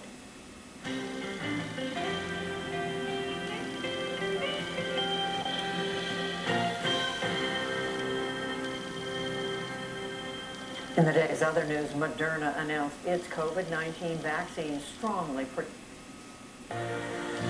Aldiva plus your voice. That guy named Mark Pomeranz was one of the stars in the office when I was there. So the fact that he was brought in meant they wanted somebody with experience in high-profile cases, and complicated cases, cases that have a lot of paper or a lot of evidence, that you got to put a whole complicated timeline together. I know to a lot of people watching, this case feels like it's been around forever. Why is it taking them so long? Because it is complicated, and they are doing it with great detail, and you're watching each of the steps now. So when you saw Letitia Jaden say we're going from a civil to a criminal matter, that tells you it's not just wrongdoing, but potentially intentional wrongdoing. When you see a grand jury's been impaneled, that means that they think there's evidence to put before a grand jury. So step by step by step, we're moving along. And can I just stay with you for just a moment? Because, I mean, as I mentioned, sitting on a grand jury, it is a lengthy process, but it's not usually 6 months. Can you just walk us through how that works? Why would a grand jury be seated for that long? And while that grand jury is seated, I know that most grand juries see a lot of cases all at once. Are they there that long because they're just focused on this? Or would they operate like a normal grand jury and look at other cases? And is that what would extend it to 6 months? New York County, you've got two different kinds of grand juries. You've got what most people think of as the grand jury, where people will put cases in front of them for burglaries, armed robbery, murder, all the cases the DA's office will do. Then you have an investigatory grand jury for cases that are complicated, where they're putting the evidence together. That's the grand jury that's going to give them subpoenas for searches, that's going to bring in witnesses, that's going to start having testimony brought in. It may not take 6 months. It could take longer than 6 months. They have the authority to go back to the judge and ask a judge to extend that grand jury. So nobody should think that this means something's going to happen tomorrow. Don't be waiting by your phone to get news of an indictment tomorrow. This is going to take time, but clearly this is a significant step. And Tim O'Brien, I want to play for you one more piece of Michael Cohen, and this was when he was being questioned by Congressman Lacey Clinton. This is by Alexandria Ocasio-Cortez of New York, questioning him also about the valuation of Trump properties. Take a listen. To your knowledge, did the president ever provide inflated assets to an insurance company? Yes. Do you think we need to review his financial statements and his tax returns in order to compare them? Yes, and you'd find it at the Trump board. Tim, do you think that Donald Trump tonight is regretting throwing that man under the bus? I think he undoubtedly is, and I think it's a measure, I think, of his short-sightedness and his arrogance, because his company and the people around him essentially threw Michael Cohen to the wolves with the belief that they didn't have anything to fear from him and that it wouldn't boomerang back on him in a negative way. And lo and behold, it's given rise now to 2 criminal investigations. So I'm certain he's regrets that. And a lot of the things that Michael Cohen has brought up were issues that we litigated with Trump in my case with him. And Trump ended up wanting to settle that case because the fact pattern that emerged was damning. And that was just a microcosmic version of what Cy Vance is looking at now. Yeah, it is something else. What a timeline. If he hadn't run for president, he might have gotten him.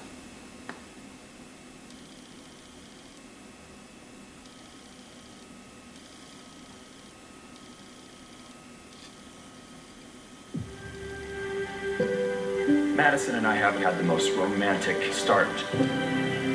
But today...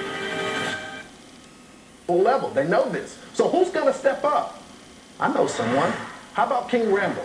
He's a 21-year-old, founder of X, 4 Boys, a Marine veteran, and he joins me right now. So King, what needs to happen to solve this problem?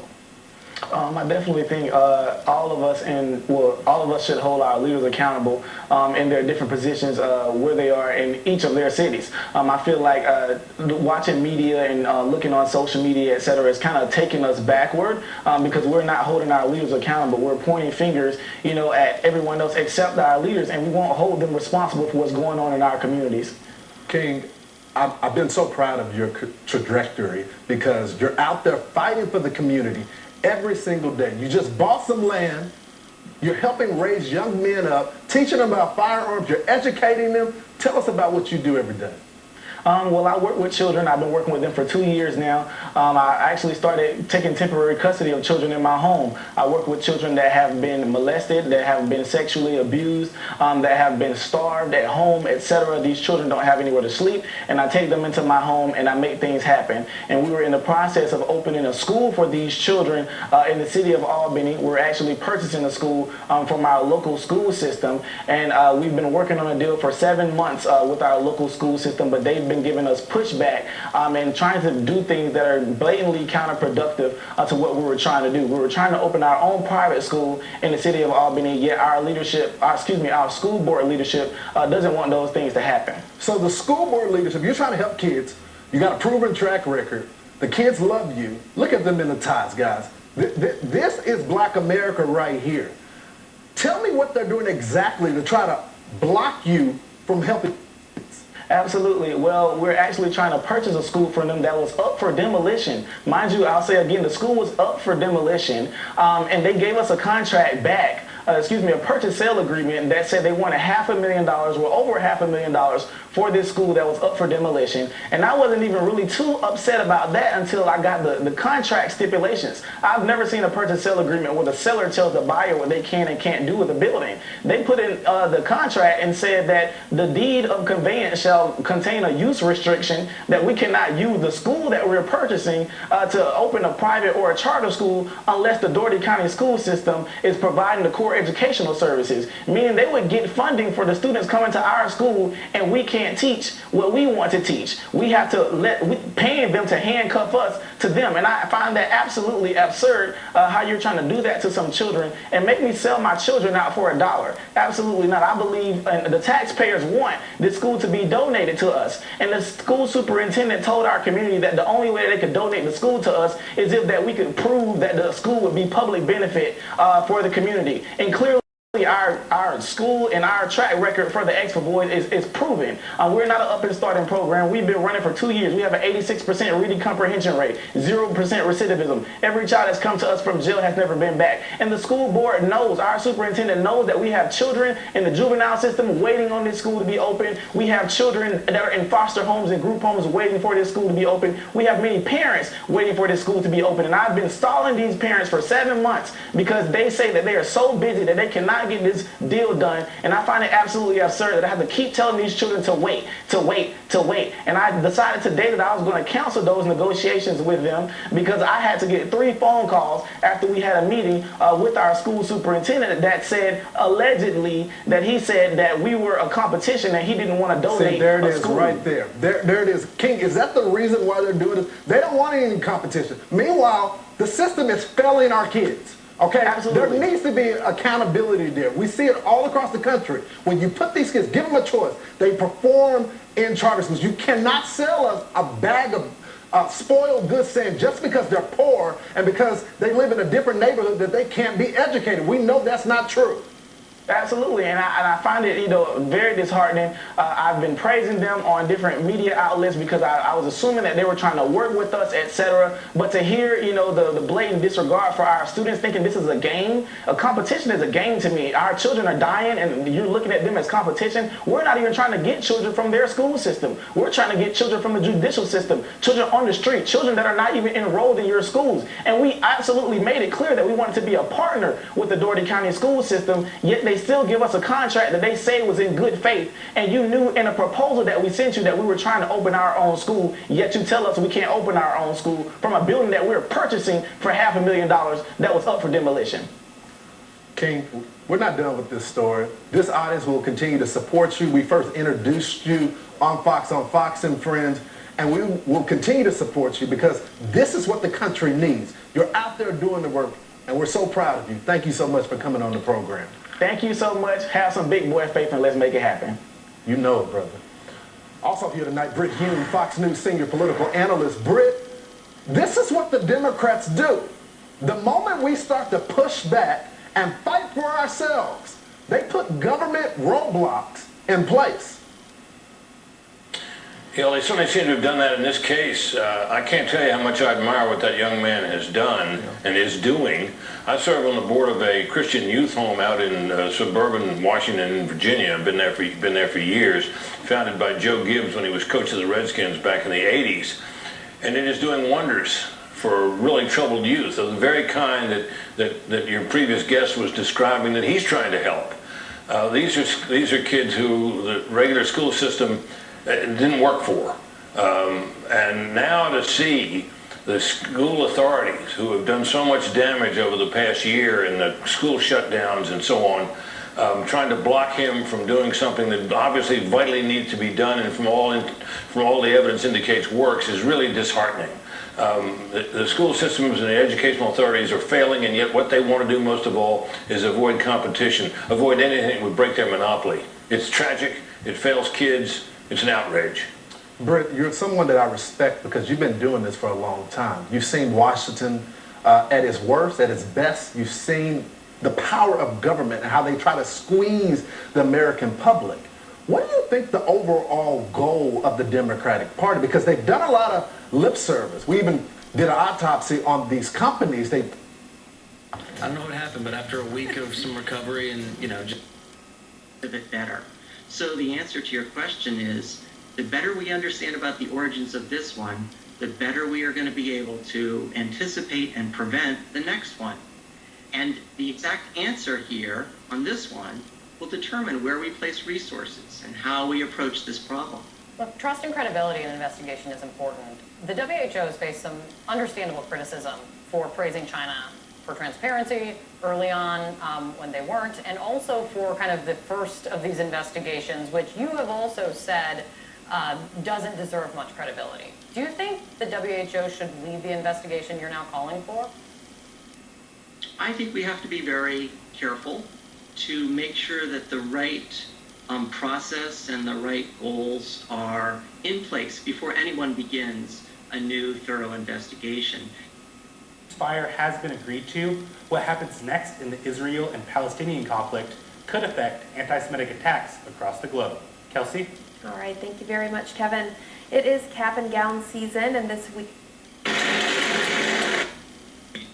of the Taiwan Strait for decades. I think they're also trying to cut off Taiwan from the international society.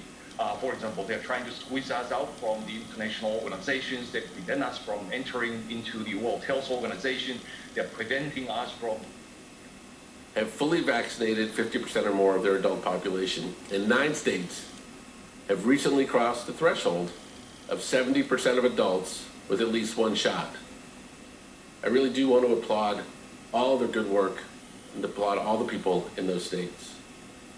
And of course, the progress that we've made, we've reduced suffering across the country, is due to all of you who have gotten vaccinated, who've contributed not only to your health, but to mine, and my family's and my friends, and yours, and the health of people who can't get vaccinated because of their medical condition. You contributed to our country. You might be seeing all the positive news around you, cases down, deaths down, friends safely shedding their mask, businesses reopening, and think you're in the clear. But we have a couple of messages. We have more work to do to meet the president's goal of 70% of adult Americans with 1 shot by July 4th. And unless you're vaccinated, you're at risk. When the virus looks for a place to spread, and it doesn't spread to a vaccinated person, it will look for you. So I hope you'll go to vaccines.gov or text your zip code to 438-829 or walk into one of the more than 20,000 locations where you don't even need an appointment and get vaccinated today. And with that, I will turn it over to Dr. Walensky. Thank you, Andy. Good afternoon. Let's begin with an overview of the data. We continue to see decreases in the COVID-19 cases nationwide. Our 7-day average is 22,877 cases per day. This represents yet another decrease of about 25% from the prior 7-day average and reflects 7 consecutive days with our 7-day average below 30,000 cases a day. The 7-day average of hospital admissions is 3,080. a decrease of almost 17% from the prior 7-day period. And 7-day average daily deaths have also declined to 501 per day. We are continuing to watch these data closely, and I remain cautious but hopeful they will continue to trend downward as vaccination scales up. This coming weekend is Memorial Day. I know that many of you are looking forward to spending time with your family and friends at picnics and bars. Thanks to vaccines, tens of millions of Americans are able to get back to something closer to normal, visiting friends and family. These are the events we missed over the last year, and we are now safe to do when we are vaccinated. This past weekend, I spent some time outside with my family, and I was encouraged to see so many others outside and to see so many of their smiles working to regain so much of what we have lost. All of this is possible because vaccinations are going up and cases and risk of community transmission across the country are going down. Here are the important points to remember going into Memorial Day weekend. If you are vaccinated, you are protected, and you can enjoy your Memorial Day. If you are not vaccinated, our guidance has not changed for you. You remain at risk of infection. You still need to mask and take other precautions. And if you are not vaccinated, I want to encourage you to take this holiday weekend to give yourself and your family the gift of protection by getting vaccinated. We are on a good downward path, but we are not quite out of the woods yet. Cases, hospitalizations, and deaths are all declining because of the millions of people who have stepped forward and done their part to protect their health and the health of their communities to move us out of this pandemic. Here's to the start of blue skies and better days ahead.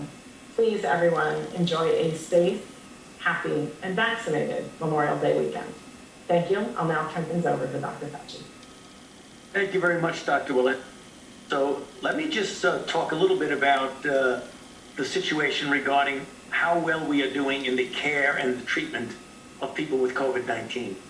As you can see from this chart, the case fatality rate of the ongoing pandemic has dramatically diminished over a period of about a year, such that we're down to around 2% or so. This is due not only to being able to take care of people better in a non-pharmacological way, but also to be able to utilize some of the interventions that have been shown to be safe and effective. Next slide.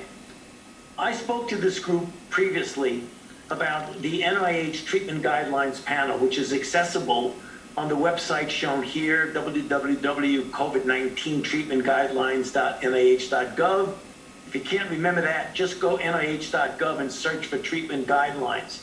The reason I show you this, and I know it's very difficult to read the small print, is that we now have compartmentalized the disease severity and the most appropriate therapies, from people not hospitalized to those hospitalized without severe disease, for those hospitalized requiring oxygenation, those hospitalized requiring delivery through high flow devices, and those hospitalized requiring mechanical ventilation or ECMO.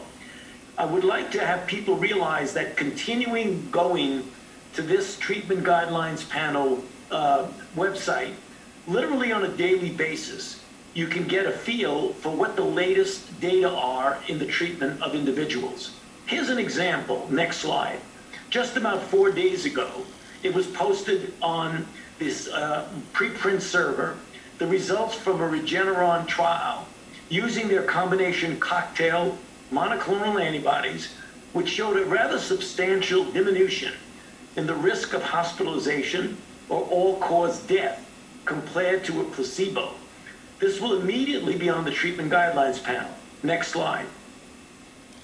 I just want to also introduce you to something that we have been using at the NIH and with our collaborators called ACTIVE, which is the Accelerated COVID-19 Therapeutic Interventions and Vaccine, which is a public-private partnership in which we've evaluated hundreds of potential therapeutic agents and prioritizing the most promising candidates to test in later clinical trials.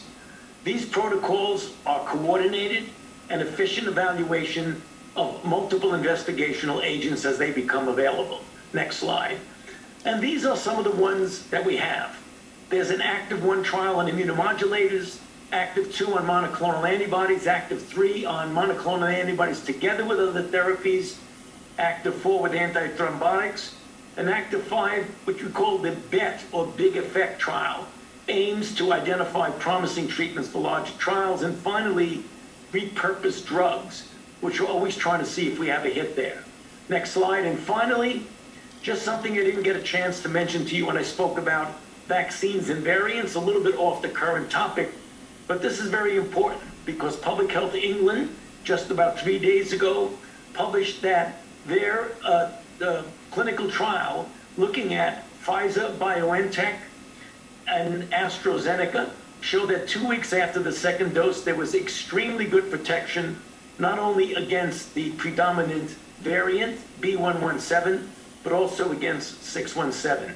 So the same thing I mentioned a couple of weeks ago, importance that when you look at vaccines, things get better and better. I'll stop there and hand it over to Marcella. Thank you so much, Dr. Fauci. Good afternoon, everyone. Just great to be with you to provide a brief reform in this country. They need to check themselves. Yes, they do. Mucking around while not strictly in the office handbook can still get you fired. The woman seen here feeding hot Cheetos to spider monkeys in their enclosure at an El Paso zoo has been fired from her job at a law firm. Kennedy, what? Why in the world would you get in there? People in this day and age, especially during the pandemic, we like animals more than other people. We love our dogs. We love primates. We don't love human primates. So we are much more worried about the intestinal tracts of spider monkeys than we are about the future employment of women. Yeah, she was ready. Planning this whole thing. He's like, I'm gonna go viral, you guys. I'm gonna feed them hot Cheetos. Those poor things. Could you imagine a spider monkey getting ring sting and not knowing what to do with it? Those monkeys can attack you, though. They can take you down. They have. Goodbye, Edge. Cortisone 10. The rap's good. This bill in their hands because the Republican conference, the individuals in the Senate will look to these two senators. And I think they need to understand that they are holding America's future in really having police community relationships, in stemming the tide of violence in the streets, of bringing about peace. When we build on these relationships, they have that in their hands. I think that kind of pressure is on, and I feel good about where we're going next, and I'm going to be working positively for a positive end. The president has done a great job, and I'm very grateful that he hosted the family today. They are as well. Congressman, thank you very much. Thank you for having me. How one of Trump's trusted advisors helped turn New Hampshire into the latest hotspot for Trump's big lie. And the U.S. hitting a major COVID milestone today.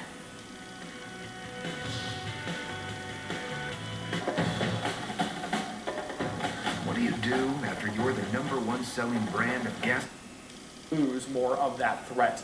And the rainfall forecast, rather impressive for some of us. Again, in some of those shades of blue, that's about a ½ inch of rainfall. Could see some areas where we exceed an inch.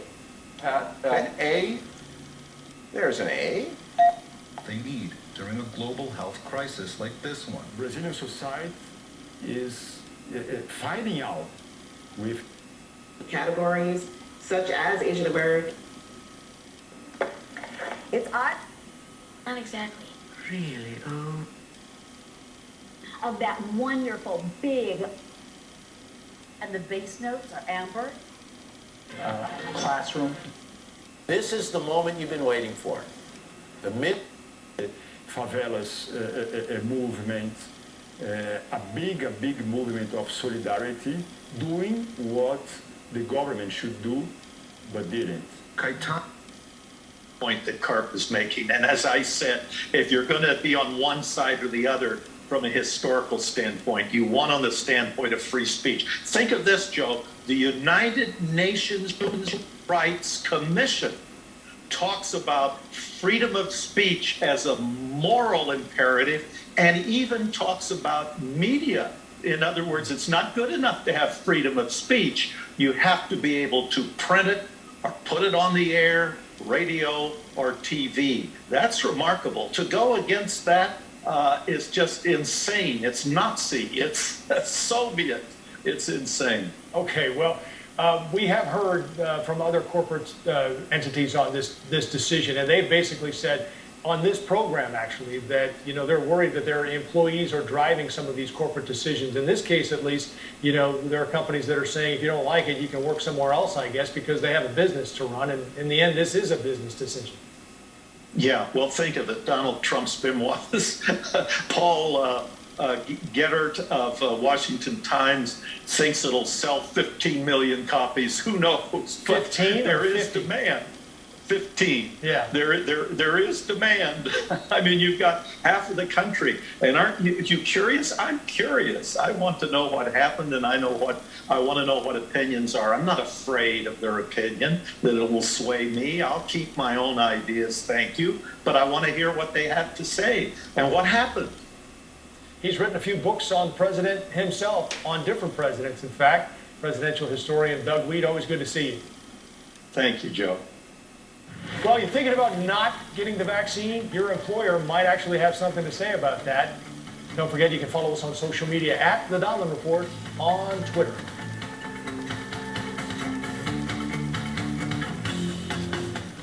Next on News Nation Prime, no training, no permit, no state background check. We're going to break down a Texas bill that would allow unlicensed carrying of handguns. Also tonight, a surge in passenger confrontations on airplanes. What could be the reason behind the spike in unruly behavior? All that and more next, right here on News Nation Prime. Stay connected with News Nation 24/7. Get breaking news, severe weather updates. Go to newsnationnow.com. Download the News Nation Now app. Remember when driving was fun? It was an act of freedom, an inspiration. But somewhere along the line, cars just got boring. You deserve a car that thrills you. Like sports cars with three pedals, trucks that take you to incredible places, colorful crossovers, and cars loaded with technology. And there's a car company that believes that too. One that has been delivering thrills for over 80 years. This is the new Nissan. Why hide your skin if Dupixent has your moderate to severe eczema? You guys ready? About everything. I've said of their courage, their continuing courage, their selflessness. I mean, truly selfless in the way that they have approached this. George Floyd should be alive today. No question about that. And joining me now, Senator Cory Booker of New Jersey, who met with the Floyd family as well this evening. Senator, thank you so much for rolling with us and sticking with us throughout all the breaking news and being here this evening. I want to play a little bit of our reporter Shaq Brewster's interview with George Floyd's sister, Bridget, just a little bit of it. I thought George's death was going to be the last death of the hands of policemen. But as we all have seen, the names has been added on and on and on. I don't think that we have really seen a change that we want. So I'm going to keep on fighting this good fight and keep getting up and putting my boots on and hitting the road. You know, and Senator, specifically, 229 Black Americans have been killed since George Floyd's death. How likely is it that we're actually going to get a bill, a substantive bill? So I think it's more likely than not. We've made a lot of progress. But let me just say, this family, they remind me of the same spirit that Mamie Till had when Emmett Till was murdered. They've been at it. They turned their lives from this tragedy. They made it a real purpose for them. And their presence here today even helped in the conversations. When I went back to the Senate floor to vote, I had a conversation with some of my Republican colleagues and met with the family. And so I'm grateful for them. They are in pain and hurt, but they want to stop an American trend that you and I both know have its roots in our founding. And I'm encouraged by the progress we've made. This is a bill that will not solve every problem in policing, but I think we can get something really meaningful and substantive done that will save Black lives. And there is a big fight, at least publicly what we've heard, is that qualified immunity has become an issue. Qualified immunity protection is not in Tim Scott's version that he tried to put forward before the Justice Act. It is in the current bill. There's been a lot of wrangling over whether or not it will remain. Do you think that a bill that comes out, a final bill, will include changes to qualified immunity? I know you've been through this on your show. Let me just tell everybody one more time. this is the idea in America that if somebody violates your constitutional rights, your civil rights, that there should be a consequence for that. And the challenge we have right now is that when police officers do that, they get a shield in civil cases against that accountability. So I feel strongly that we should not live in a country where someone is effectively above the law, where they can violate some of our most sacrosanct principles and have no consequence.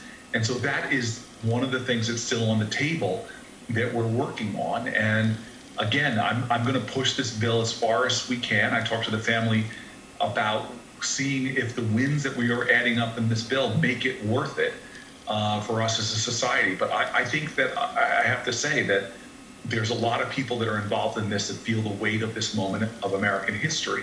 And I've had conversations with police leadership that wouldn't have been possible, I think, before the horrible, wretched murder of George Floyd, that we are seeing senators get onto the bill with George Floyd's name on it that may not have gotten on before this horrific act. So we are making progress. There's nothing that's certain. I think it's more likely than not we get something done, but we're still talking weeks and not days. And you mentioned the Republicans maybe getting on the bill. April Ryan did a piece in the Grio where she talked to folks on the Hill, and one of the sticking points of Republicans is they want police buy-in before many of them are willing to get in support of the bill. But when you think about the way that police operate, they're eating up to 44%, Oakland, California, of the budgets of these cities. They have tremendous power. They're gobbling up in some cases 40 cents out of every dollar. And then on top of that, the rates of actually solving crimes, the amount of time that police are spending actually solving murders and manslaughter, what people think police do, is actually pretty low, right? You don't have a high rate of crimes getting solved. It's just a lot more time spending doing broken windows policing. Are you going to be able to get to a place of agreement with Republicans who are so beholden to police unions? Well, again, I'm working principally with Tim Scott and a handful of others. I have had moments in this negotiation that have given me solace and strength as I've watched Tim Scott share stories about his own encounters with police, even as a United States Senator. He is not caving to the politics of this. He is sincere. We may have disagreements on a lot of the parts of the bill, but I'm telling you, as a black man, Tim Scott is sincere in wanting to see us address these problems. And we are thinking creatively about how to deal with that very graphic you put up. So, for example, in Oregon, there's a program called CAHOOTS, where responders for mental health, remember, blacks are twice as likely to be killed by the police as whites. If you're mentally ill in America, you're more than 10 times more likely to be killed by the police. And so looking at models where people have alternative responders for a mental health crisis, CAHOOTS has been able to lower the calls for service to their police 17%, freeing up resources for other priorities that community might have, or for police to be spending more time dealing with the serious crimes that even the black community. When I became mayor of Newark, we had clearance rates that were just unacceptable and needed to be risen. So this is two people who this is the first time in American history you've had 3 black men serving at the same time in the United States Senate. And we are thinking creatively about this with other leaders like Karen Bass and more about how to get at some of these problems that we all know that we should not live in a society with this many unarmed people being murdered by the police, but even more than that, where we don't have the levels of transparency and accountability to prevent these violent crimes from happening as well. And there's a lot of good. And very quickly, but does Tim Scott have the ability to deliver votes? I mean, you no doubt his sincerity, but his party has veered so far off the rails to the right. How much influence does he have over them at this point?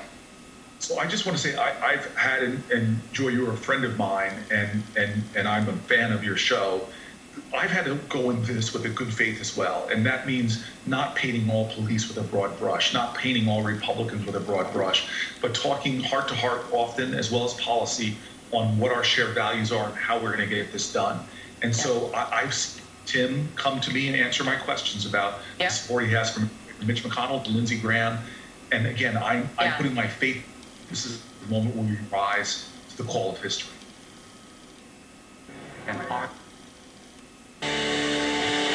Good evening and welcome to Tucker Carlson Tonight. Just about a decade ago, gender dysphoria was a fairly short entry in abnormal psychology textbooks. It was a condition so obscure that most people had never heard of it. That's changed. If you've got children in school, you know how common that disorder has become. In some places, a third of girls in a given class identify as a gender other than the one on their birth certificates. Most of them probably don't mean it. 5 years from now, they'll have moved on. They're going through what we used to call a phase. But for an increasingly large number of children, that phase will not end. Therapists will steer those children to doctors who will almost immediately give them powerful sex hormones, drugs whose long-term effects we cannot know. In some cases, those kids will then be referred to surgeons who will mutilate or remove their sex organs permanently. That is happening across the country tonight. We rarely talk about the details of any of it. It's all good, we're told. It's part of a vital, long overdue process of personal liberation, and if you stand in the way or ask too many questions, you are... So can you just explain to people that this sort of long-term or special grand jury, how long has it been impaneled for, and is it just, I mean, you said it's looking at a lot of things, not just Trump-related. Right, I mean, this is the Trump case is a complicated case, obviously. They'll be asking jurors to look at financial documents, probably, maybe some tax information and understanding tax laws. So they're meeting Monday, Wednesdays, and Fridays. We don't know specifically the date that they started, but recent weeks or months. And, you know, the reason you call a grand jury is to give jurors time to look at, you know, the details of a complex case that, you know, they've obviously spent a number of years now putting together evidence for. Based on your reporting, do you have a sense of how strong Cy Vance's office thinks their case is? Well, they have brought in a special forensic expert who's an expert on, you know, white-collar crime and financial cases. And that was a real indicator really earlier this spring that, you know, Vance was taking this seriously and was sort of getting toward the end of making a decision. Right, former lawyer and sort of bag man for Donald Trump, pleaded guilty in federal jurisdiction, federal court, to charges that he paid hush money in violation of federal campaign finance law, among other things, to prevent damaging stories from coming out about then-candidate Trump just before the 2016 election. The Cy Vance probe then expanded after starting back in 2018, looking into the financial activities of Trump and his business before he was elected president. Earlier this year, Vance, of course, obtained 8 years of Trump's personal tax returns. That was after a long, drawn-out legal battle that went all the way up to the Supreme Court. Now, just last week, we learned that New York Attorney General Letitia James joined forces with Cy Vance and his team, growing her office's probe of the Trump organization into a criminal investigation. So that teaming up we got news of last week, also sort of unexpected and somewhat rare as far as we can tell. All of that comes amid news that Donald Trump's former White House counsel, Don McGahn, remember that guy? He has now agreed to testify behind closed doors before the House Judiciary Committee about Trump's efforts to obstruct the Russia probe. McGahn was initially subpoenaed to testify in front of that committee back in 2019, but he refused at that time on Trump's instructions. The former president was famously furious with McGahn for taking notes about their interactions, which were featured in special counsel Robert Mueller's report. Now, the news tonight from the Washington Post and the AP about this district attorney's decision in New York, in Manhattan, is a good reminder that while it's longstanding Department of Justice policy, the federal government cannot indict sitting presidents, and it would be unlikely local jurisdictions could as well, ex-presidents can face all sorts of charges after they leave office, as Robert Mueller testified in 2019. Could you charge the president with a crime after he left office? Yes. You believe that you could charge the president of the United States with obstruction of justice after he left office? Yes. Earlier today and throughout the day, you have stated the policy that a seated president cannot be indicted, correct? Right. And upon questioning this morning, you were asked, could a president be indicted after their service, correct? Yes. And your answer was that they could. They could. Shana Jacobs covers the courts, law enforcement, and criminal justice for the Washington Post. She's the co-author of that bombshell report in the Washington Post, and she joins me now. And Shana, thank you so much for coming on short notice, and congrats on this very, very big scoop. Maybe you could walk us through a little bit of just what impaneling a special grand jury means. What happens now? So the district attorney's office has the ability to put together a panel of 24 people who will sit and listen for months and months and months, often about one particular case. In this case, it seems they're looking at a few cases, the Trump case being the main thing.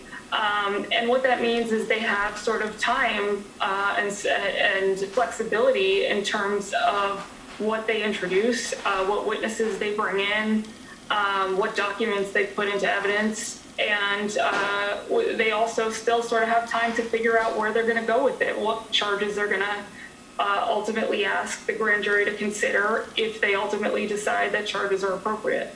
So on that latter part, right, so it is not definitive that the result of such an impaneling of a grand jury results in a request for an indictment or an indictment returned, right? Those are two distinct things.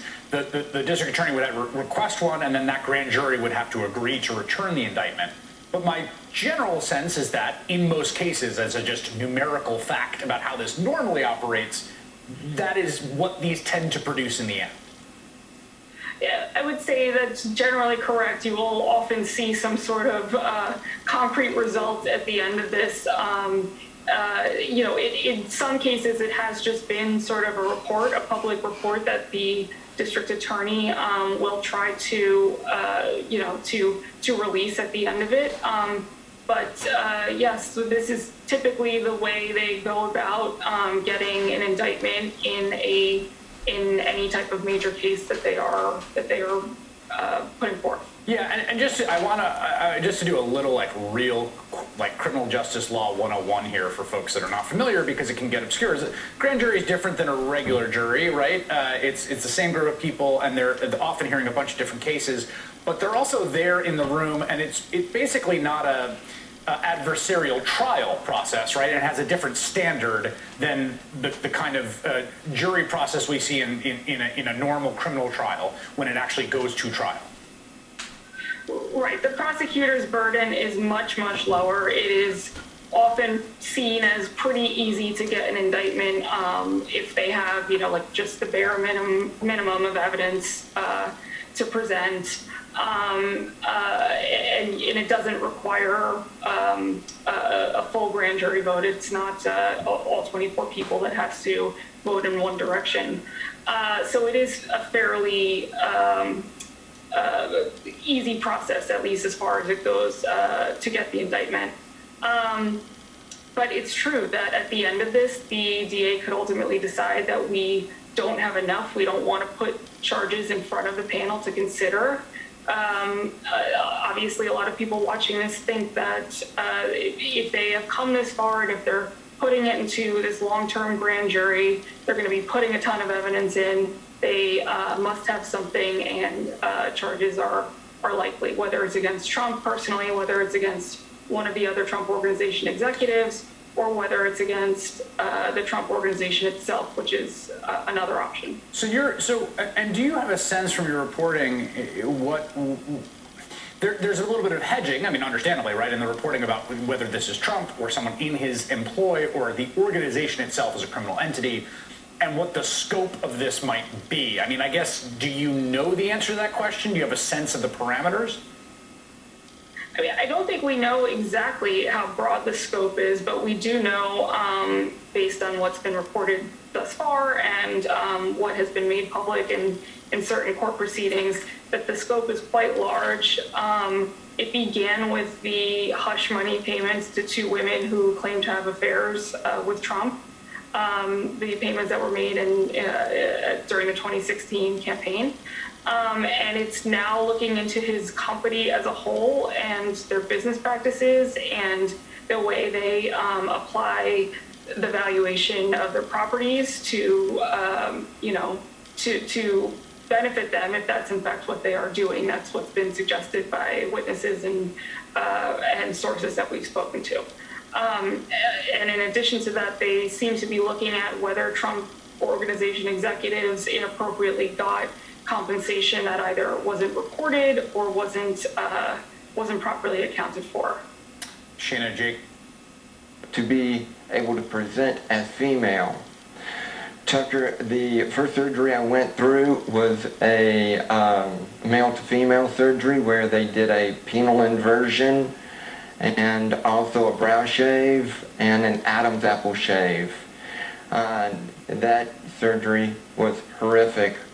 Coming out of that surgery, I had a significant amount of bleeding, and they tried to control the bleeding by shoving more gauze into my new man-made female genitalia and putting a sandbag on my abdomen. My 2-week stay in the hospital turned into a 3-week stay because of that. And so my experience was really bad. Along the way, I tried to do more surgeries to get the connection between my mind and my body to eventually connect, and it never did happen. All of that I read, everything that I learned was a lie. And I eventually transitioned back to male. Oh. So what you found, I suppose you can tell a lie because it's always... Donald Trump, and this goes back to what Daniel Goldman was alluding to a few moments ago, Donald Trump is the type who will say, oh, my accountants gave me this advice, or my insurance company gave me this advice, my kids gave me this advice, Michael Cohen gave me this advice. That is the kind of person Donald Trump is. That is what is going to make it so very difficult to prosecute him for just about anything, but make no mistake, if he's indicted, he's going to start squealing like a greased pig at the county fair. There's no question about it.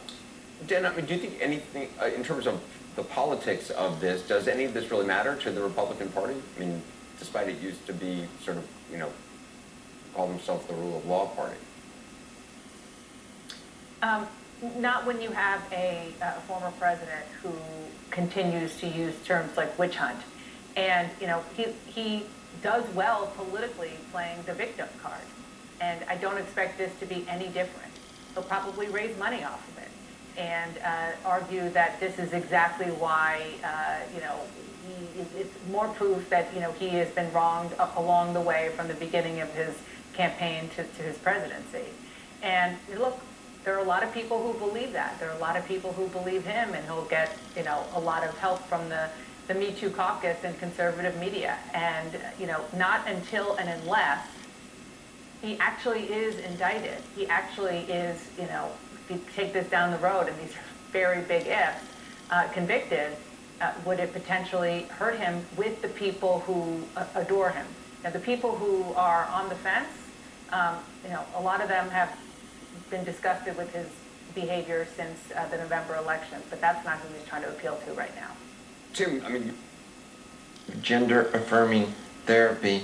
The therapist failed me because I didn't need gender-affirming. I needed to dig down to the root of my problems that I had when I was a kid. As a kid, I had a speech impediment. I was really skinny. I had a learning disability. I really didn't fit in with the boys at all. So this thought that I had that God made a mistake, I was a girl, my conditions, everything around me was feeding into this thought and confirming it. So when I went through therapy, the therapist didn't ask, why didn't I feel secure, significant, or accepted as a kid? They proceeded to affirm that I had gender dysphoria because that's what I was telling them. And I was convinced of it. And so they didn't dive into the issues, to the root cause, and help me to figure out what was going on and to overcome my issues. I was okay as a boy. The road I went down was really, really bad. And case in the history of the country in some respects. Yeah, I mean, I think first of all, we should be careful because it may not be Trump himself who they are seeking an indictment for. We don't know whether it's the organization, somebody else in the organization, or Trump. So that's one thing, but you're absolutely right. And I think that's a reason why, as Chuck was saying, you would want even more so than usual to be absolutely 100% sure that you can prove your case beyond a reasonable doubt, because out there are going to be these allegations that, this is politically motivated. Right. You reported at the beginning of your segment that Attorney General James has joined this investigation or is working with Cy Vance, and she campaigned on this notion that she was after Trump, which itself can undermine the legitimacy of this investigation. So you have to just make sure that you are able to prove this case in a way that's just bulletproof. And so, I don't know, and we don't know what happens at the end of this, and maybe it does end in a report. That's unusual, but it could happen. But I would think, if we're at this phase, that prosecutors think they can at least indict somebody, and that is, as you say, of historic importance. And so if they're doing this, that's why, again, I'm just inferring from their professional nature and the way they've approached these things in the past, I really doubt that they would do it, just on probable cause. I'm sure that if they are seeking an indictment of anybody in any case, but especially one that's so politically fraught and so politically important, they would not do so unless they were fairly convinced that they could prove their case, if not with ease, at least completely. Well, and here's, the point I kind of want to get to here, right? Friends the other day violating her own mask order. So why should the good people of the Upper Peninsula obey rules that their own governor ignores? In any case, what exactly can Gretchen Whitmer say to them? The people of Lewis County, Michigan have transitioned to vaccinated. It's their body, their choice. Excuse me, why did it take 5 days and not 5 minutes for House Republican leaders to finally condemn one of their members' repeated anti-Semitic statements? That new reporting, keeping them honest.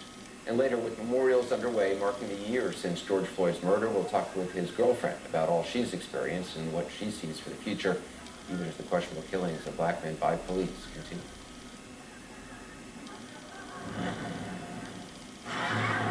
Before, we'd always be late and on empty.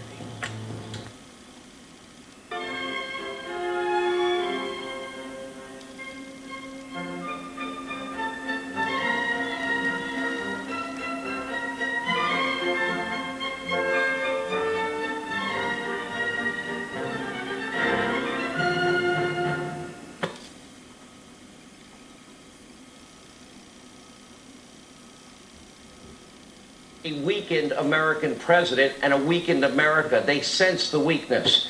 Day after day, Joe's struggling to do basic things, like, speak coherently. Here's yet another example from yesterday. You decide. It's about having people's backs in the toughest moments that they face, ready with food, water, blankets, shelters, and more.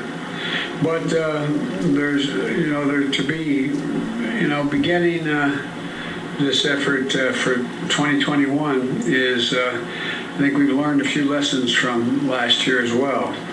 There's help as they're, being there to help clear roads, rebuild main streets, and so that the families can get back to their lives. That's what FEMA does. Okay, does that look like a guy capable of standing up to Russia, Iran, China? Because guess what? In April of 2020, more than a year ago, President Trump, he was right. Secretary of State Mike Pompeo, he was also right. And by the way, we're not patting ourselves on the back. I kind of wish we were wrong, but we were also right to raise the questions at the time. We're talking about the origins of COVID-19. The compelling evidence originating at the Wuhan Institute of Virology. The lab that studied deadly coronaviruses. Now, from cell phone data showing a potential shutdown at the lab in the fall of 2019, reports of hospitalized workers in November of 2019, China's silencing of journalists and doctors and other whistleblowers. We have long now covered the very real possibility that the Wuhan lab was the origin, was the source of COVID-19. Want to bring against anybody during that time, any indictments they want to seek. They bring that evidence and those witnesses to the grand jury, and the grand jury, under the normal course of events in New York, They meet over the course of 4 weeks, and they take case after case after case, one after the other, making a decision in each instance as to whether a person is going to be indicted, whether criminal charges are going to be issued. Well, in this new reporting about potential criminal charges for former President Trump, they're talking about a variation on that grand jury structure. It's what they call an extra grand jury or a special grand jury. The Washington Post's initial report tonight says that the special grand jury in the Trump case will be convened to meet not for the usual 4 weeks, but for 6 months. And this special grand jury is not going to meet 1 day a week, maybe 2 days a week. They are going to meet 3 days a week for a solid 6 months. And this is, again, reportedly an extra grand jury. This is a special grand jury that is being convened on top of the usual grand jury that's in session in the normal course of events in the New York State legal system. That special status, this unusually intense and long-running commitment that they've asked these grand jurors to make, why is that? Why is this being handled by a special grand jury that's meeting so much more intensely than a normal grand jury? Again, I don't know, neither do you, and anybody who tells you they do know for sure is not being straight with you. Grand jury proceedings are secret. And, they're considering whether or not people are going to be criminally charged. Those deliberations and everything that happens in the grand jury room has to be secret as a basic tenet of fairness, because if at the end of those proceedings, the grand jury decides somebody shouldn't be charged, they should not be charged, that criminal charges shouldn't be brought, it would be very unfair for everything that happened in the grand jury room to be dragged out into the public eye, right? A person didn't get charged, then they should not have aspersions cast on them by people knowing they were the subject of the grand jury process. You either get charged or you don't. It is secret what happens in that room. Prosecutors lay out their case against a person. Once they indict them and charge them, that's the part of the case. That's the public part of the case. Grand jury proceedings are secret. We don't exactly know what's going on there. And we don't. His successor with. That's only a few months to go. And so if there's going to be a charge, I expect it to be under Cy Vance's watch, not under the next person's.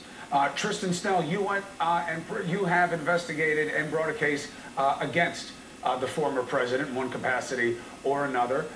What does this size up to as you've been nodding along as Preet has been speaking? Fill in some of the blanks for us. Preet nails it on the head. You've got a case where not only did they just elevate it to going criminal, and then right after that you find out about a special grand jury. If you had one and not the other, maybe you could think that it didn't really mean that much, but I think when you take the two of them together, yes, we're going to see, I think eventually you're going to find out that there was at least some evidence bearing on intent. Is that enough to ultimately get pleas or get a conviction? We don't know yet. Are we going to see indictments? I would imagine almost certainly yes. I think if they've taken it this far, it's because they believe that there's going to be enough there to indict. Are there instances in which grand juries do not indict? Of course, that does happen, but it's rare, as everybody knows. There's the old line about how a grand jury would indict a ham sandwich. Is Donald Trump a ham sandwich? I don't know. The statistics I've seen say 98 to 99% indictment rate by grand juries. So this is very likely going to go that way. One thing that's interesting about the special grand jury is that they don't actually have to bring indictments. So they could just use this to further the investigation. But I think that what Preet just said about not wanting to leave this for his successor, that rings true to me. I think with the fact that you're going to see Vance leaving office in January, I still hold by my prediction last week that we would not see indictments by Christmas. I think we might see them in January. I think that we might see them right before Vance leaves office. You'll actually see that happen. They'll actually draw this to a conclusion. Maybe it'll also mean that we see a slight extension of the 6 months. They can go to a judge and get it extended. Right. Preet, you said something early on that will be in the weeds for most people, but I happen to agree with you. I do believe that we've seen indications that they've already been using a grand jury, but it doesn't mean it's this one. That two things can be true. Right. They used a grand jury for some other subpoenas, but this is now a special one, as Tristan said, that will be impaneled and stay continuous for the 6 months. What does that mean to you in terms of whether this is about charges or just learning more? Yeah, I mean, I agree with what Tristan said, and further to what I said before. And look, we're all on the outside. You stressed in your opening remarks correctly that a lot of what's going on is secret, is legally kept secret. It's a crime for them to reveal what's going on behind closed doors in a grand jury. It's a sacrosanct, kind of black box. So, we're reasonably intelligent people who have had jobs in the arena, but we're speculating a little bit. But, again, the sum total of actions taken and the seriousness with which Cy Vance has been proceeding, and the seriousness with which I think he conducts himself generally, and also he's a human being who thinks about what his legacy is going to be. And, he's been in office for a number of years, and there have been ups and there have been downs. And just pause for a second to reflect on what we're talking about here. After years and years of seeing impeachments and other kinds of proceedings, as you said, Chris, at the beginning, this is not the kind of proceeding we've seen before. It's not a pure political proceeding. If there's a trial, if there's a charge in a trial, there are judges, there are defense lawyers, there's open press, there are rules of evidence. It's a strict kind of proceeding. And no former president has been in this position ever before. And so when Cy Vance, we like to think that every case is the same, and you bring the same amount of sort of sensitivity and deliberation to every case. I think that's generally true. This is a thing different from any other case, if it gets ever brought in the history of the United States of America. And if you're going to do it, you got to do it right. And I have a word of empathy for the prosecutors in the case. If there is a charge against the former president based on the things that he's done before and the way he, speaks out against his adversaries in the legal field, they need to eat some serious breakfast, because they're going to become household names and be attacked just for doing their jobs mercilessly by the former president and his minions every day for a long time.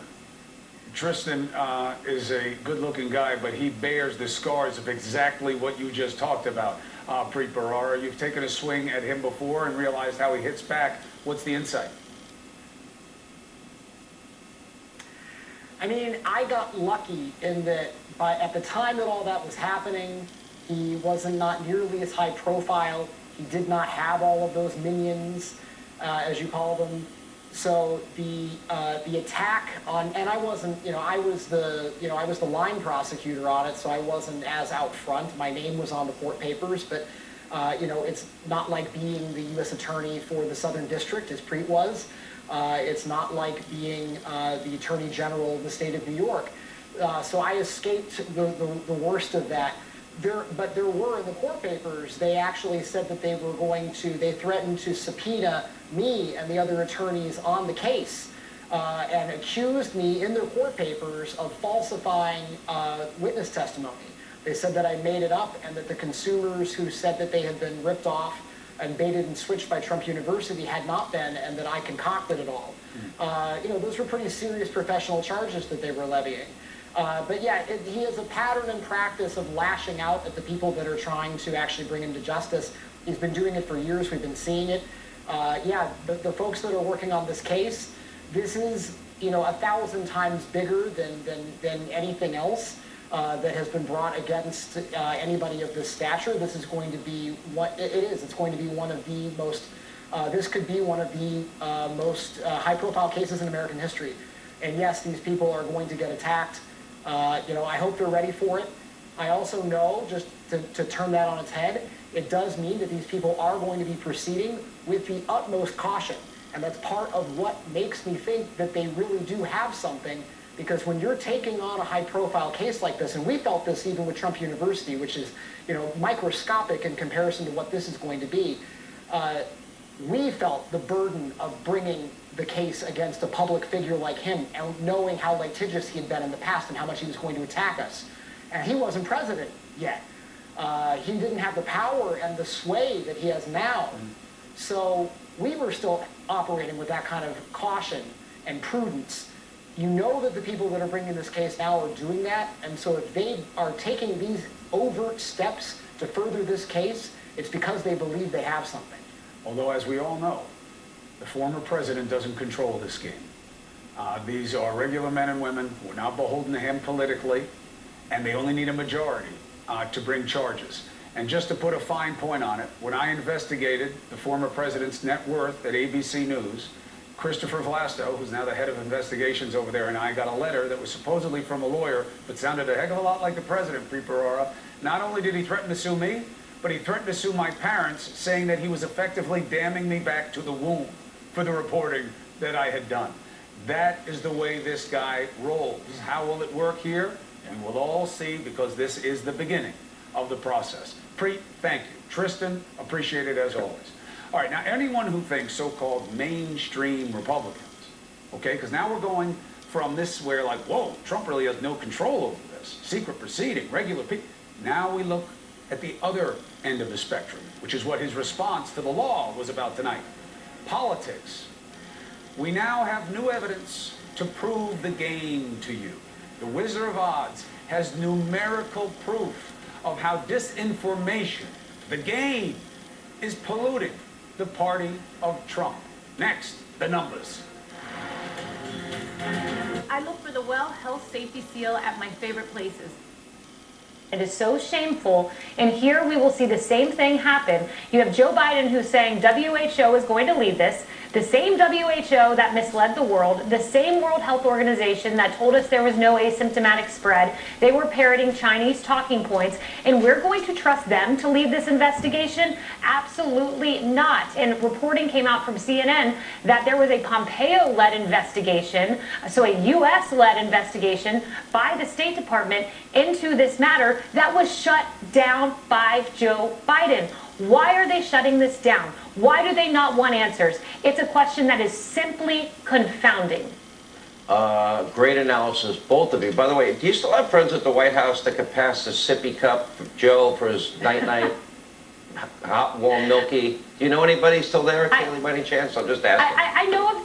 I know a few people, but I wouldn't say we talk regularly or on friendly terms. But the sippy cup, boy, that was pretty hilarious. Maybe they'll put it in the White House gift shop. Oh, one thing we do know, it looks like Joe needs one. Goes to bed very early, starts his day, less than one event a day on his schedule. All right, thank you both. Kaylee, Dr. Sapphire. Now, tonight, it is clear the Biden administration is unwilling to stand up to the world's hostile regimes and hostile actors. The administration is defending their decision to lift sanctions on, and this I find amazing, on a Russia pipeline. Give Vladimir Putin, give him the waiver so he can continue building his pipeline to supply energy to our allies after he killed the high-paying career jobs and energy independence that our energy was giving us here at home. In fact, Joe is honoring Putin by granting him a one-on-one meeting next month. Maybe Putin can challenge him to another debate and wish that he feels better. Pretty insulting. I'm sure that's going to go so great for Joe. Wonder if they're going to get lectured like the Chinese lectured Joe Biden and his administration in Anchorage. Now, meanwhile, Joe Biden won't even stand up for basic American values here at home. Conservatives, they're now fighting back. Steve Miller's America First Legal. They want a temporary restraining order for a restaurant owner who says Biden's COVID relief plan is discriminatory for prioritizing minorities for relief funds. And the same group has filed a proposed class action on behalf of restaurants in Texas and Pennsylvania who say the COVID relief law discriminates against them because of their race. Here with the reaction, the author of the upcoming book, Do What You Said You'd Do, Fighting for Freedom in the Washington Swamp, Ohio Congressman Jim Jordan, who should be running for Senate, but he won't listen to me, and former White House Chief of Staff Mark Meadows. We'll get to you in a second, but Mark Meadows, this legal group with Stephen Miller, that's your group. Well, it is. Stephen's doing a great job, and it's not surprising that the left is already saying he's the worst individual in America because he's actually taking it to them and holding the Biden administration accountable. But somebody needs to hold him accountable because he is missing in action, and Joe Biden in his leadership style is Mr. Appeasement across the board. Last night, I mentioned that I guess the Reagan Library, Peggy Noon is hosting some event, a time for choosing for the Republican Party, Jim Jordan. Well, I don't know. I haven't changed my agenda. It's the Make America Great agenda. It's the America First agenda. That's the agenda that worked so well for Donald Trump in his first 3 years prior to the pandemic. I believe would work again. What does Peggy need to choose? What, she wants to eliminate any and all conservatives from the party? Is that what they're choosing?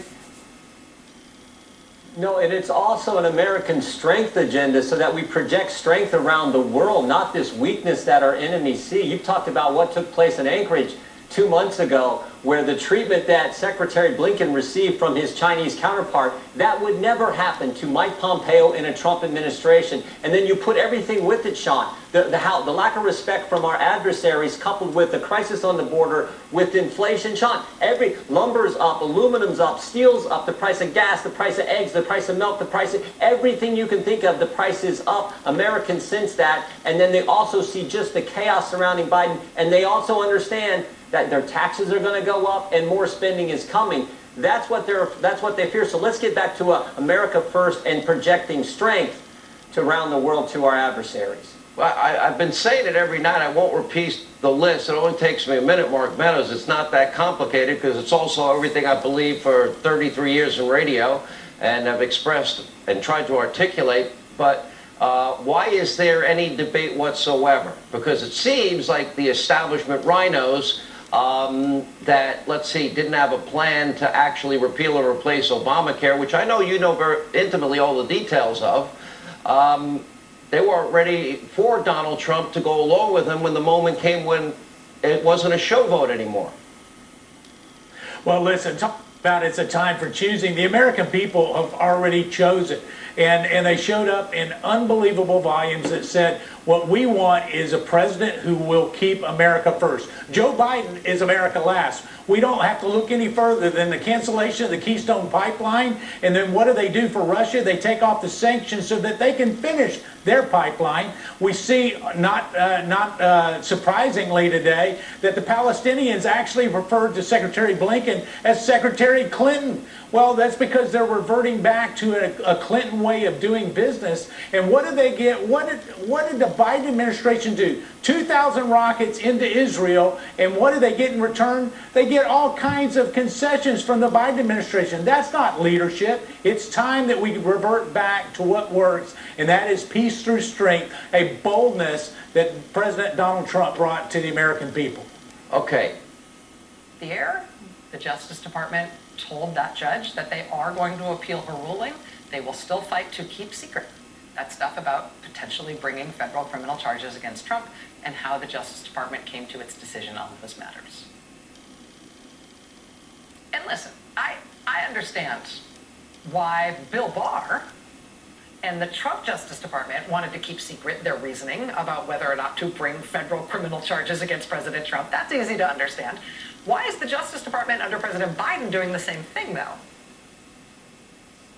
I'm honestly not sure. I don't know. You don't know either. Anybody telling you they know for sure either doesn't really know or they work for Merrick Garland at the Justice Department right now, in which case they shouldn't be talking to you about this. But I'll just finish with this, with two things to know about the Justice Department under Merrick Garland making the decision to appeal this judge's ruling, to try to continue to keep secret the document that Trump's Justice Department prepared about whether or not to charge him with criminal obstruction of justice. The first thing to know about the Justice Department now appealing the judge's ruling and fighting to keep this document secret, first thing to know about it is that the brief filed here, the reasoning explained by Merrick Garland's Justice Department, is humiliating. It's abject and humiliating. Throughout the brief filed with the court late last night, the Justice Department, the current Justice Department, is just crawling and scraping about how they didn't mean what they said and how sorry they are that it looked the way that the judge thought it looked, but they didn't mean it to look that way. And now, in retrospect, they can see how misleading their previous statements seemed to the court when Barr was Attorney General. But really, please, couldn't they be forgiven for all that? And I know you think I'm being hyperbolic, but look, this is the actual language from the brief that has now been filed with the court. Quote, in retrospect, the government acknowledged that its briefs could have been clearer, and it deeply regrets the confusion that caused. But the government's counsel and declarants did not intend to mislead the court. Quote, we regret the language that was imprecise in the government's brief and the confusion it has caused. Quote, we regret that we did not make this distinction clearer in our briefing. Quote, the government now recognizes that several statements in its briefing were susceptible to an interpretation. Quote, these passages could have been clearer, and the government regrets that they were not. Quote, the second and third sentences could have been worded differently to avoid confusion. Quote, with the benefit of hindsight, the government regrets that its declarations and briefs did not state expressly. I mean, this is gross. This is humiliating. This is the Justice Department now, under Merrick Garland as Attorney General, bending over backwards like this to try to make it seem like the Justice Department under Trump was acting in good faith and doing their best, and all the false and disingenuous things they told the court about former President Trump's liability to potential criminal prosecution. The false and disingenuous things they told not just the public, but the court, should all be forgiven. Because we're so sure that they didn't mean it to be as bad as it seems. I can see the Justice Department under Bill Barr, the Trump-era Justice Department, making these kinds of representations about themselves and their own bad behavior here. But why is the Garland Justice Department trying to make this go away, trying to clean this up? We didn't really mean it. Does it seem like we lied? We didn't mean to lie. We recognize it kind of looks like a lie, but look at us, we'd never lie.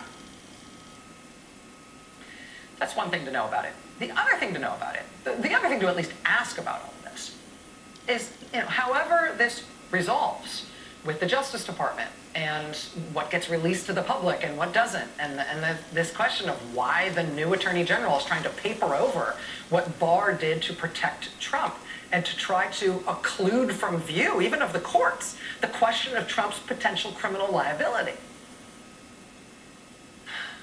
Regardless of how that all resolves, the question that's now live and kind of red hot is whether or not Trump now is liable to federal prosecution for obstruction of justice by the Justice Department, right? Whether or not he's liable for prosecution right now for the instances of alleged obstruction of justice that were laid out in the Mueller report. None of those things are so far in the past that they're outside the statute of limitations. I mean, what has become clear through all of this, unequivocally, is that the Barr-era Justice Department never did substantively consider obstruction charges against Trump. Despite all the evidence laid out against him, despite them lying to the public and the courts and saying they looked at that evidence very clearly, they did not. It was never looked at. We now know. The question of whether or not Trump should face federal criminal charges is no longer constrained by him being a sitting president and therefore immune from prosecution. That no longer applies. And the question of potential federal prosecution of him for obstruction of justice has never been substantively looked at, despite the hundreds of detailed pages of evidence about those alleged crimes that was made public in the Mueller investigation. So, will the Garland-era Justice Department now consider those charges on top of everything else? Hold that line.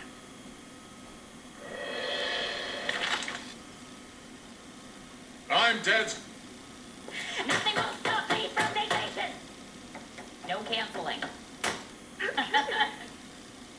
Fund and dismantle the police departments around the country is now undeniably a complete, total disaster, and it is now leaving cities and towns less safe, less secure, and a lot more violent. For example, out in Minneapolis, crime continues. It's surged there. Homicides are up, robberies are up, police activity way down.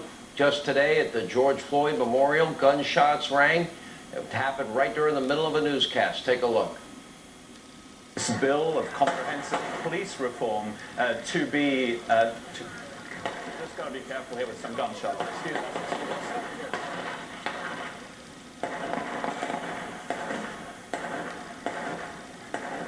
It sounds like gunshots. I'll let you know what this is. These seem to be gunshots. Where is that? We're okay.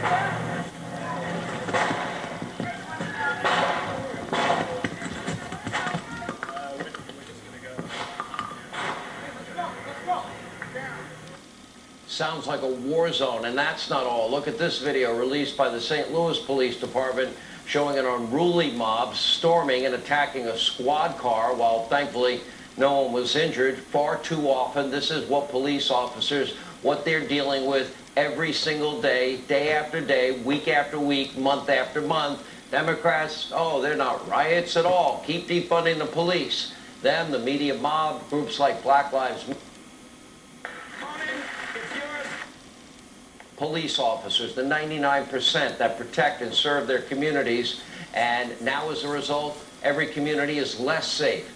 And rather than hold these groups responsible and accountable for the destructive agenda that is hurting poor and minority neighborhoods all around the country, the Biden administration is appeasing and emboldening them, as U.S. embassies in Greece, Spain, Cambodia were seen hanging BLM flags from their facilities today on the anniversary of George Floyd's death.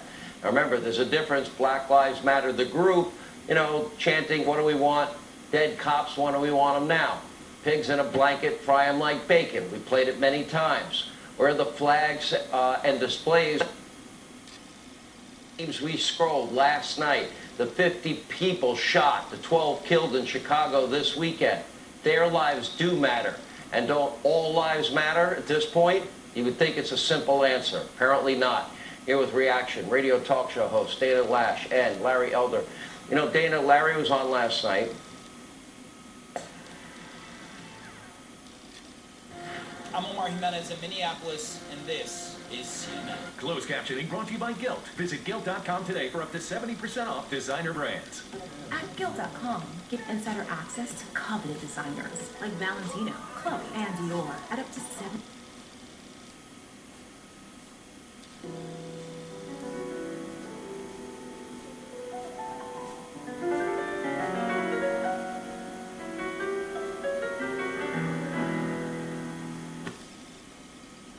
Passport. There had never been anything like this. Your home for documentaries. There are secrets. We need to find out where the secrets are. Your home for docuseries. That culture was world culture. Stream the best of PBS. It's about time I hear something besides blondes had more fun. Anywhere. You want to go check it out? Shell. Thanks to your support, you've helped make MyPillow become one of the fastest growing companies in America. Lots of other European nations have echoed that demand as well, but that was 2 days ago. Roman Protasevich is still in custody in Belarus. They apparently have no immediate plans to let him go. I don't know how the... Funding for children's programs are at risk due to COVID-19. Please give now. HIV and AIDS. For example, the demonstration that cabotegravir, the long-acting injectable, can be very adequately used for pre-exposure prophylaxis, which I think is going to increase dramatically the adherence to that. And as I've discussed with you in the past, the PrEP, pre-exposure prophylaxis, is an important ingredient in our attempt over the 10 years from 2020 to 2030 to end the epidemic in the United States. And I believe, notwithstanding COVID-19, that we will achieve that goal as trying to implement many of the things that we're doing. So although it appears that things have been under the radar screen, they have in fact been going on, I believe, at a good pace. But thank you for that question. Thank you, Dr. Thank you, Madam Chair. Thank you. Congresswoman Herrera Butler. Thank you, Madam Chair. And like everyone else, this is probably my favorite hearing of the year, just getting a chance to talk with really the world-class experts on just about everything. I have a few different questions. The first one, Dr. Collins, I think would be for you. Last year, I requested that NIH develop a comprehensive pediatric research agenda to study the impacts of COVID-19 on children and to report to this committee in 120 days. And I wanted to ask about the status of that report and what are the NIH's maybe preliminary findings and plans for this research agenda. Well, it was a very appropriate assignment to give us because we know that children have been affected. Hundreds of styles and colors for under $20. And now, enter this exclusive TV coupon. Tell your doctor if you have a heart condition or high blood pressure before taking it. Do not take Trelegy more than prescribed. Trelegy may increase your risk. Please call now. We have a responsibility to find the truth. This is an investigation. From executive producers LeBron James and Maverick Carter. This is part of the mission to get back what was lost. Dreamland, the burning of...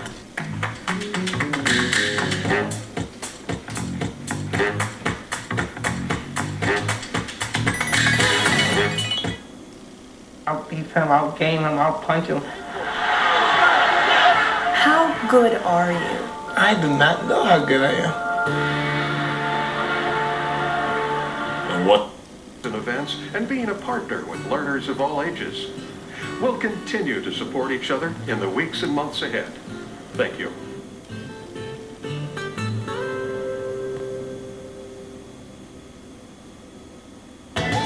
SDPV. We are South Dakota.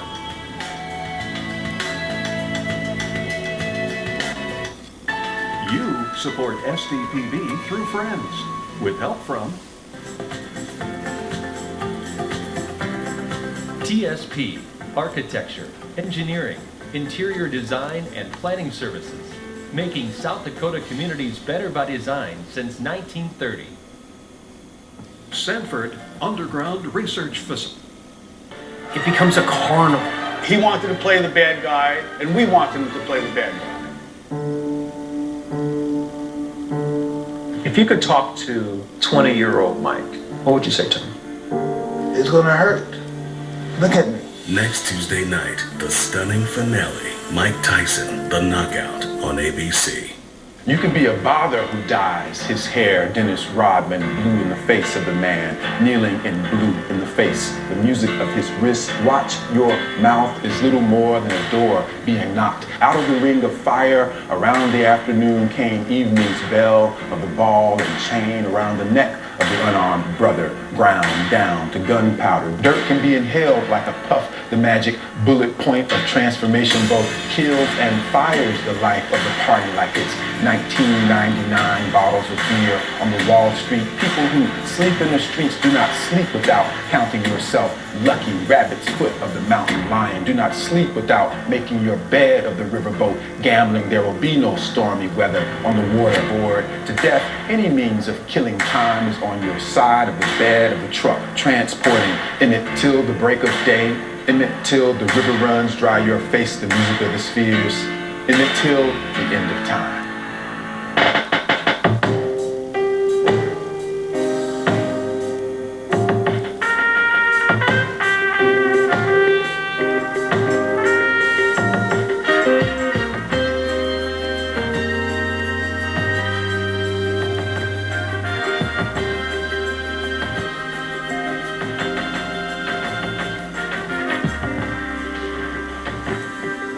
Good evening, I'm TJ Holmes. And I'm Tamron Hall. Welcome to this very special edition of Soul of a Nation. Now, today marks exactly 1 year since the death of George Floyd, a man whose killing sparked a global movement and created seismic changes in nearly every facet of American life. But we began right here in Minneapolis, Minnesota, just steps away from the place where George Floyd would take his last breaths, crying out for his mother.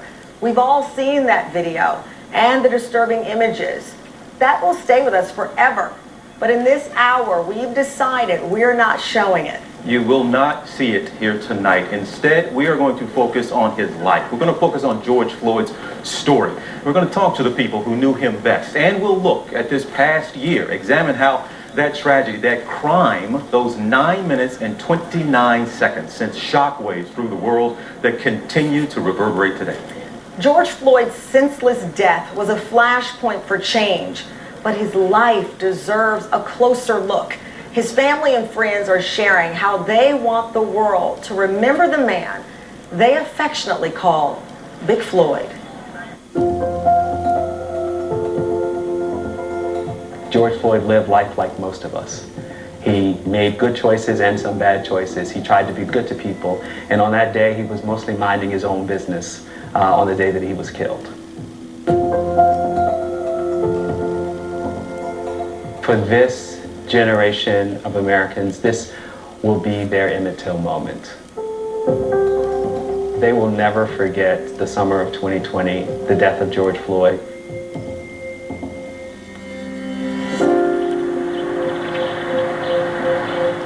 We lived in the CUNY homes. It was the projects. It was the housing authority. Low income. It's a rough neighborhood. But to me, it's like, it's life. At the heart of George's family was his mother, Miss Sissy. He loved his mom and his mom loved him too, and there was no secret. Everybody knew.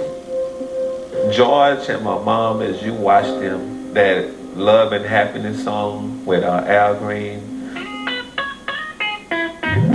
they used to always play the music. Love and Happiness. He would literally pick her up and dance with her to that song. And my mom would just smile. George was special, and he used to always be able to go places and people would fall in love with him just like that.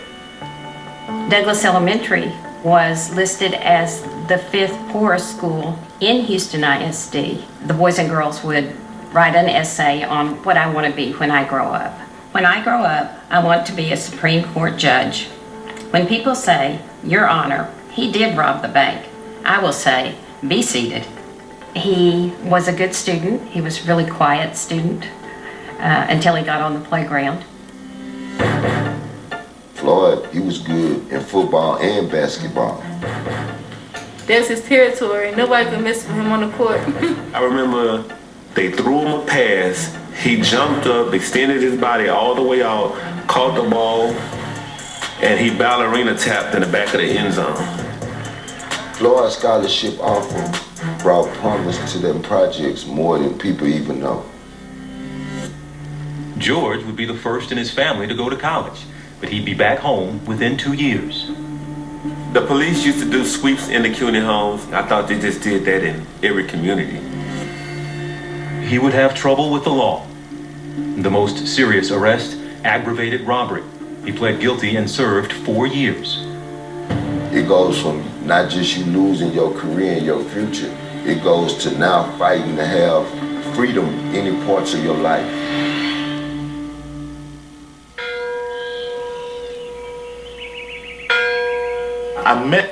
It's run by the community itself, demanding reform before the barriers come down. George Floyd Square is now a memorial, but it also it signifies that this intersection stands for us saying no more. We're done with status quo when status quo is the summary execution of black people and brown people and indigenous people. We're done. We're done. For a year, the world's attention had been trained on Minneapolis. The viral video of Floyd's death, protests and violence, calls to abolish police. Events at times caught outsiders by surprise, but some here called it inevitable. A majority white population created conditions that at a certain point you say, well, if my life means nothing, if the life of my family means nothing, if you are going to not listen to us, then the only way that I'm going to get you to listen is to get in your face, is to make you very uncomfortable and start asking very uncomfortable questions. Journalist Justin Ellis, born and raised here, is writing a book on being black in Minneapolis. The Twin Cities have some of the nation's worst racial disparities. From median household income and home ownership, the gaps between white and black families here are some of the widest in America.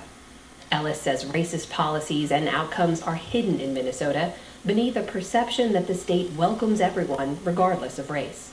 When you think about George Floyd, a man who came from Houston, who came here because there were specific programs that people had told him about that could help you turn your life around. Here I think about my own family, I think about all the different refugees who have come here over the years, and that's the thing that to me always just felt really damning, is that Minnesota perpetuates this idea that this is going to be a place that will be safe and that this will be a place that will be open and inviting. And in reality? And the reality of that is that it is only those things if you are white.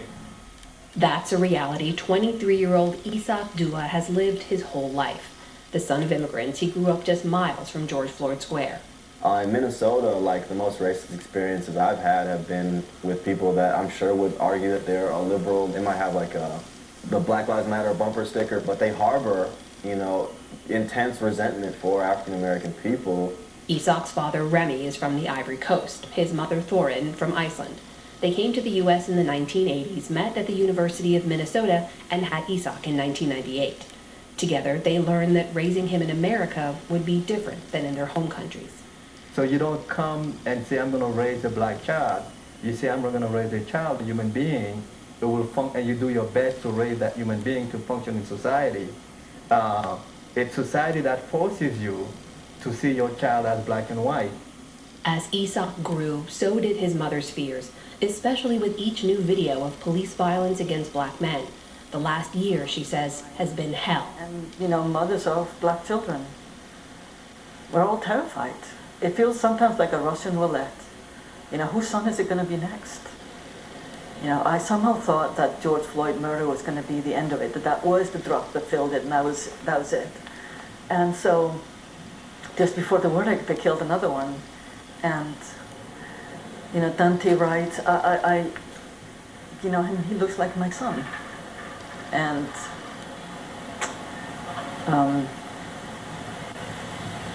so you wonder, you know, will he be next? The killings haunt Thorin, but they've propelled Isaac to the front lines, organizing and protesting since he was 16. There was the fatal shooting of Jamar Clark by Minneapolis police after a confrontation in 2015, and less than a year later, the fatal police shooting of Philando Castile during a traffic stop in a Twin Cities suburb. After George Floyd's death, Isaac went straight to the square. It shook him, he said, to his core. I shed tears for the first time in years because in ways I felt like we failed him. A lot of the reasons I'm fighting so hard for George Floyd's you know, legacy and is because it's for Philando and for Jamar. You know, just in my short life in Minneapolis, like, you know, I witnessed a whole lot of nasty body cam footage from Minnesota police departments. For John Thompson, the footage of his friend, Philando Castile, shook him into action. I never protested or none of this stuff. Like, you know, and then you murdered my friend. I promised Philando, I'm looking at his casket. I'm saying, man, I'm gonna make sure this state remember your name. He left work as a machinist, ran for a seat in the Minnesota House of Representatives, and won in a landslide. His focus as a lawmaker, police reform. The Democrat-controlled House in Minnesota has passed measures limiting traffic stops and requiring the quick release of body cam footage, but they're stuck in the Republican-run Senate. There's gonna be another dead man this year by the hands of law enforcement. And it's gonna be because of this building that we're sitting in right now. The opposition is people who honestly don't live in the neighborhood. And so they can't believe it's happening, or they don't want to believe it's happening, or they just don't care. Have we made any progress since Philando was murdered? No. Back at George Floyd Square, progress is clearly defined. Marcia Howard and others have drafted 24 demands for officials, what they call Justice Resolution 001. This is not some grandstanding or a vanity project. We're not a bunch of zealots standing on a barricade trying to burn down the world. We're attempting to affect change to address historical injustices. There's been progress on some things on CCP. We've done everything possible to make this relationship work. But now it's time to accept reality. The United States and China. It's just a bad relationship that needs to be unwound. Otherwise, as another relationship's gone bad, we're going to end up giving away our power, our freedom, and our identity. And by then, the only apologies we'll need to issue are to our children and our grandchildren, who will never know the America that we loved. Florida senator will rise to the occasion to meet this moment. It's been reported that you're considering challenging Senator Rubio in Florida in his re-election campaign next year. What does his position on this legislation, how does that inform your desire to run for that seat?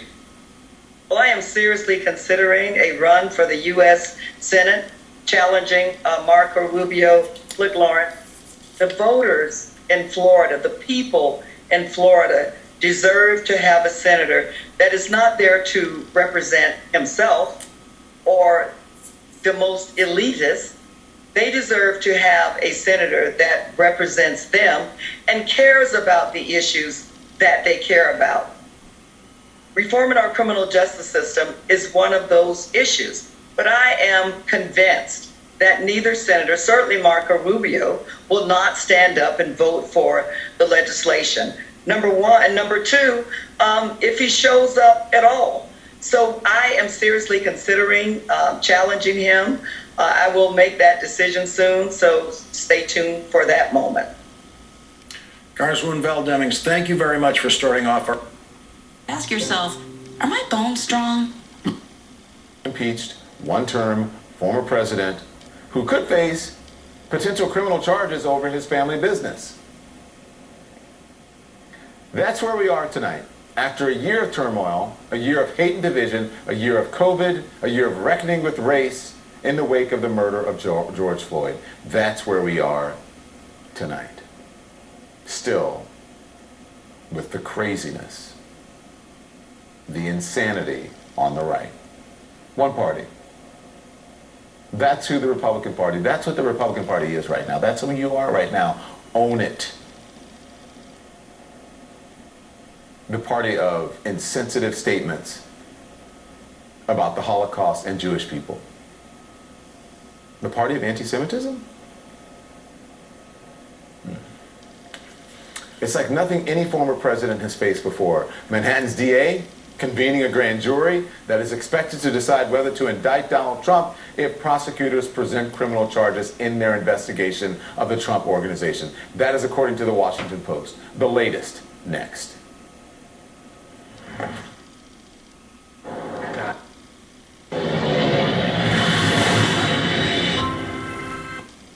Trying to figure a way out. And there was no way out. In the midst of the chaos, Rahul made a split-second decision. What are you so afraid of? You're just people! Rahul flung the door open and let people in.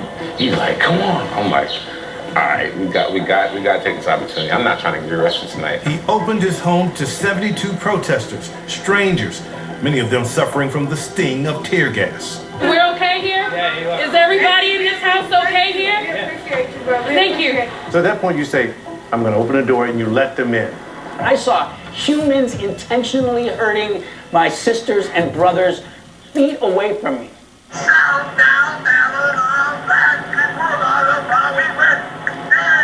Around the same time, actor Kendrick Sampson was protesting the murder of George Floyd in Los Angeles. It was one of the most beautiful demonstrations I've ever been a part of.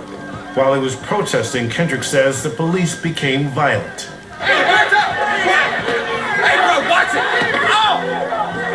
Police showed up right at the end, and the aggression just grew and grew until they were beating people with batons. Stop shooting American citizens! Moments after the attack, Sampson turned to social media to show the world his injuries.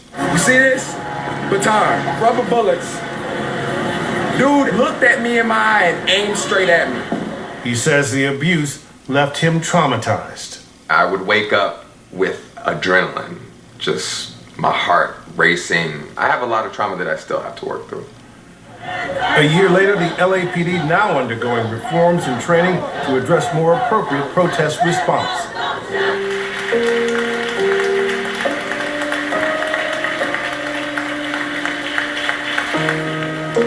Lifelong civil rights leader Reverend Al Sharpton delivered George Floyd's eulogy with words that became a rallying cry. It's time for us to stand up in George's name and say, get your knee off our necks. I'm watching you deliver the sermon. Get your knee off our necks. You said it and you preached it. I looked down at that casket of George Floyd, and it hit me that all of us have fought this knee on our necks all our lives, whether we were billionaire black businessmen, whether we were women getting overlooked for a job, and it just bubbled up in me that all we want you to do is get your knee off our neck. August 28th, Reverend Sharpton leads the commitment march on Washington. And as he looked out at the thousands in attendance, Reverend Sharpton remembers a conversation between President Biden and George Floyd's daughter, Gianna. She said, my daddy's gonna change the world. When I stood there on those steps where Dr. King stood 57 years before and looked at that mass crowd, I thought about that little girl. I said, she's right. I don't know how, but I know her daddy's changed the world. 1 year later, the lessons of a movement. What was the epiphany from that moment? Here's a beautiful black human being getting murdered for no reason, and why is that not bothering me enough to do anything?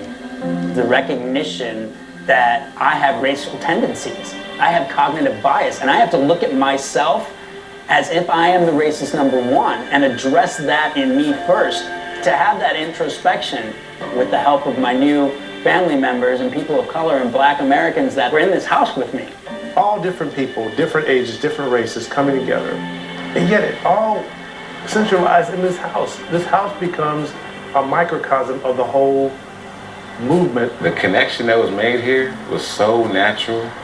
Leading with love, it doesn't matter where you come from, what walk of life. That's a new phrase, leading with love. Just lead with love. It's not hard. It takes a lot of effort to hate, to appreciate. That's it. Still ahead, He's changed the world. what does a year of change look like? No aspect of American society was untouched. And later, a soul-stirring performance from musician Aloe Black when Soul of a Nation returns. Police and mobs blocking 2 bridges to safety, the rest of the Kennedy family escaped. My grandmother was able to get her family, my father, our uncles, and all of them to safety across the Mississippi River on a raft that they built and fashioned out of burnt out doors and everything wooden they could find. Dottie says this legacy of dehumanizing and driving out black people didn't end with what he calls the East St. Louis race war. Why do you think it's so important to keep that history alive when we think about what happened in Ferguson, what happened to George Floyd, what's happening to African Americans and black people all over this country? Well, the massacre itself was fueled by a trope about black men. They're rapists, they're thieves, they're murderers, they lie, they cheat, and they're lazy. That idea in many, many different forms still exists today. No one really knows just how many people died in the massacre here at East St. Louis. But for the people who were lucky enough to make it out, a legacy of violence and racism followed them. Across the river, many made a new home in St. Louis, in a neighborhood called Mill Creek Valley. To me, it represents the depth of the history of St. Louis. Harvard historian Walter Johnson is a Missouri native and author of the 2020 book, The Broken Heart of America, St. Louis and the Violent History of the United States. The book details the city's role as a center first of Native American removal and later of exploitation, violence, and the forced migration of black people within the city and beyond. Following the massacre, Mill Creek Valley became a hub for black homes, businesses, and culture. It's about 500 acres. 20,000 people live there, 800 business and cultural institutions. Mill Creek Valley was destroyed by urban redevelopment and real estate speculation, but I think they left 5 or 6 buildings standing. It's now filled with highways, municipal services, and many empty lots. As black people were cleared out of that neighborhood, many were forced north into the Pruitt-Igoe housing project. Pruitt-Igoe was one of the largest housing projects in the United States, and certainly the most famous and the most notorious. Johnson took us to the site where 33 11-story buildings once stood. It is now an overgrown lot. Pruitt-Igoe was advertised as safe, affordable housing for the city's working class and poor, but Johnson says it was neglected almost immediately. Over the years, it became a place to unfairly target black people through experimental policing. The experiment was to pull over, to randomly target as many young black people as they could, and then to identify those who they thought might become offenders and arrest them on pretextuous charges. What you're describing then is racial profiling tied to housing. Absolutely. Raw sewage bubbles out of the ground like a malevolent spring. With a focus on policing instead of maintenance, conditions at the housing project deteriorated. And after just 2 decades of occupation, it was demolished. Once again, black people were pushed further north, some beyond city limits, to Ferguson, Missouri. Walter Johnson argues black people here have been regularly exploited through disinvestment and police harassment in the form of fines and fees. All while major tax subsidies are given to corporations in this community like Emerson Electric. How is it you have a community, a city, where the police are farming black motorists for traffic tickets when you have a $24 billion corporation in the city limits? Hands up, don't shoot! Hands up, don't shoot! In 2014, those decades of segregation, police harassment, and violence against black people came to a head when Michael Brown was shot by Officer Darren Wilson. Protesters, activists, and neighbors poured into the streets demanding change. The protests lasted months. No justice, no peace! But what has actually changed since then? 5 years ago, the Department of Justice entered into a consent decree with the city of Ferguson. It's an attempt to reform the police department's policies and practices. As of 2019, traffic stops of black people are down nearly 50% from 2014, and ticketing of black residents is down 60%. I know that we will win! And over the past 5 years, progressive black candidates won a handful of races, most recently for St. Louis mayor. I'm Tashara O. Jones. A native of Northside St. Louis, Tashara Jones is the city's first black woman mayor. The activists see this election as their chance to finally have someone on the inside that will not only work with them and listen to them, but also implement some of the strategies that they've been calling for. One of the people who kept that momentum going is Kayla Reed. We're still dealing with and learning the names of folks who are being killed by police. We're still seeing most instances of that not resulting in any sort of charges or conviction. In the months following Michael Brown's killing, Reed threw herself into organizing. She eventually started Action St. Louis, a grassroots group that advocates for racial justice. What's the connection you see between Michael Brown and George Floyd? The movement that was sparked in Ferguson, I see remnants of it and legacy of it and continuations of it and new iterations of it happening in these other cities. And I think that we're still in that movement. We're still perfecting the demands, we're still perfecting the policies, and we're going after power now. She is confident, though, that these new political leaders are a helpful step in that transformation. The win is not representation, the win is action. It's not just getting someone in the seat. It's ensuring that once they're in that seat, that they do the things that we know are going to transform our communities. In the month that Mayor Jones has been in office, she's defunded the Workhouse, a medium security facility long criticized for its inhumane conditions. And she reallocated 2% of the police department's budget to social workers, counselors, and a housing fund. It's a move that some have criticized as the city continues to struggle with violent crime. Homicide numbers in the city of St. Louis paint a bleak picture. Last year, the city saw its highest murder rate in 50 years. Number one, we need to declare gun violence as a public health crisis, but also crime and violence doesn't stop at our borders. We have to look at the entire region, which also includes our neighbors to the east and East St. Louis, our neighbors to the west and north in St. Louis County. We have to bring all the people to the table because our destinies are linked and shared, and we have to address this as such. But in the years since Michael Brown's death, police killings in St. Louis haven't gone down. One report says that of the 100 largest cities, St. Louis police have killed the most people per capita since 2013. Mayor Jones's 13-year-old son is a reminder of just how much work still needs to be done. We were having a conversation about what the mayor does, and when I got to the police, he says, "Oh, well, Mommy will be over the police." I said, "Yes." He said, "Well, that means I'll be safe." And it hit me like a ton of bricks because it gave him a false sense of security, in my opinion, that he thought he would be safe because I became mayor. St. Louis has a high poverty rate, St. Louis has a high violence rate, and St. Louis has a high police violence rate. We have to address the fact that where violence happens, there's lack of resources, there's historical neglect, and there's complete disillusionment with the system.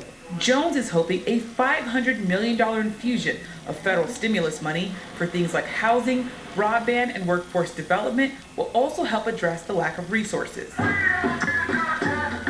She and others find hope in St. Louis's long history of activism. Throughout the 20th century, black demonstrators led protests over fair pay, working conditions, and hiring practices. Dottie Kennedy believes to be successful today, there are important lessons from that past. It just can't be legislative or just political. It has to be grassroots, but it can't just be grassroots. It's going to have to be a lot of things to come together, put all of those cogs in the wheel together, and we can move forward. And to those seeking change here in St. Louis and around the country, Kayla Reed says it will take a lifetime commitment. This is a long-term work plan that we all have to commit to. There is real human costs to getting this right, and we have to get this right because we're going to keep losing people if we don't. We have a responsibility to find the truth. Dreamland, the burning of Black Wall.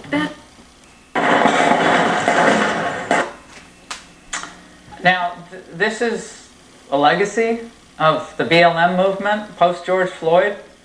Historic levels of violent crime, shattered communities. Joining us now, Matt Walsh, host of the Matt Walsh Show. Matt, what was stunning about that is how it just pedestrian, it seemed, to the people almost on the scene, except for the British reporter who kind of ducked down. Everyone's riding their bikes. It's like, because this happens a lot in this area. I know that area well. In Minneapolis, it happens a lot. There's random gunfire, and people are just like, well, okay, that's Minneapolis now. Yeah, but we heard a lot during Trump's reign from the left that, well, this is not normal. This shouldn't be normal. Here's something that shouldn't be normal, but it is, as you point out, for many people that live in these communities. It's just absolutely normal, where you've got bloodshed in the street every single day. And I think a lot of that has to do with, a lot of these problems go back decades, and Democrats have been in control of these cities for decades, and that's not a coincidence. But I mean, the very fact that, what are they doing? We're honoring the anniversary of George Floyd's death, and whatever you think about the circumstances around George Floyd's death, the fact is, this is not a martyr or a war hero that we should be honoring and celebrating. The fact that we're honoring and celebrating someone who was, by the way, a violent criminal and victimized women in horrific ways, I think that has a lot to do with the fact that we're encouraging more criminality by romanticizing and effectively celebrating it. Well, Matt, I think it was on Morning Joe this morning, when Joe Scarborough actually asked a guest, will this be taught in the future in a way similar to the Selma, I believe it was the Selma church bombings? And it just took my breath away. I believe I'm capturing what he said fairly. That it's such a seminal moment your reaction to that. Yeah, well, I mean, the thing is, you hear that, and that's toned down compared to what some other stuff you've heard on the left, comparing George Floyd to Jesus Christ and that sort of thing. So we're at a point now where you hear that and you think, well, that's reasonable in comparison with what you normally hear. This is something that Republicans, if Republicans could seize on this in a good way, could seize on this problem, it could be very effective in 2022. But that's about Republicans having a strong law and order message, which will be in contrast to the pro-criminality message of the Democrats. I don't know if we always get that from Republicans, because a lot of times they're also talking about police reform. While there's bloodshed in the streets, they're saying we need to reform the police, and I don't think that's the right message necessarily. Right. Well, I agree with Jennifer. This was a statement, yes, to voters, but also to Republicans. I mean, look, I've known a decent number of U.S. senators, and not one of them has enjoyed being humiliated. And that's what's happening to Joe Manchin as he continues to insist that there are these 10 phantom Republican patriot senators who are going to get on board, at least get on board this bill, at least allow, the cloture on the bill to investigate the insurrection at the Capitol.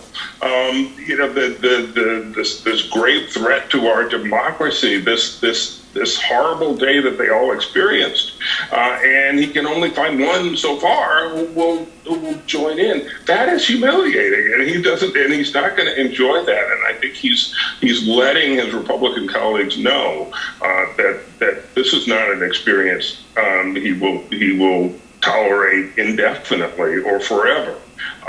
At least that's the message he's sending. What he actually will do, it's unclear.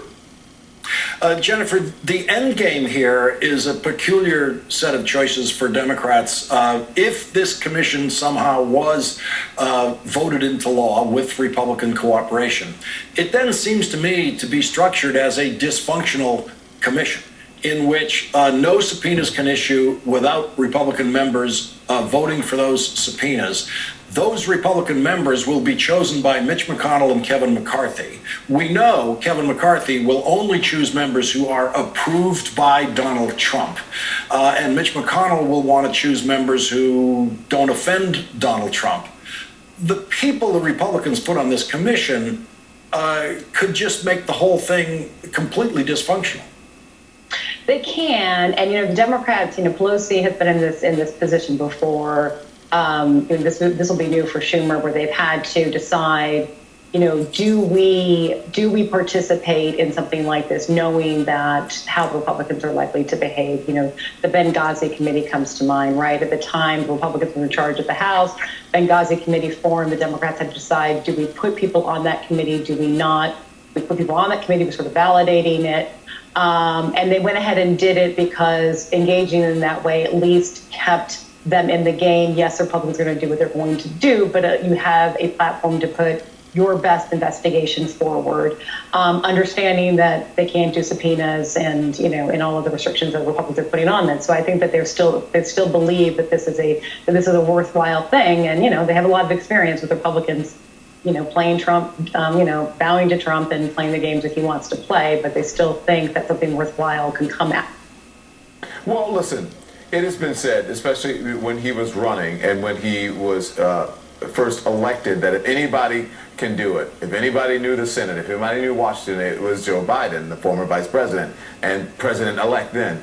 But in 2019, he said that Republicans would have an epiphany once Trump was out of the White House. But in an interview published in The Atlantic, and I'm quoting Biden's first interview after the inauguration, he said this. He says, they're in a really tough spot. You expect people to be willing to get into the second edition of Profiles in Courage, but it's awful hard. I think there's enough people out there, but I don't know.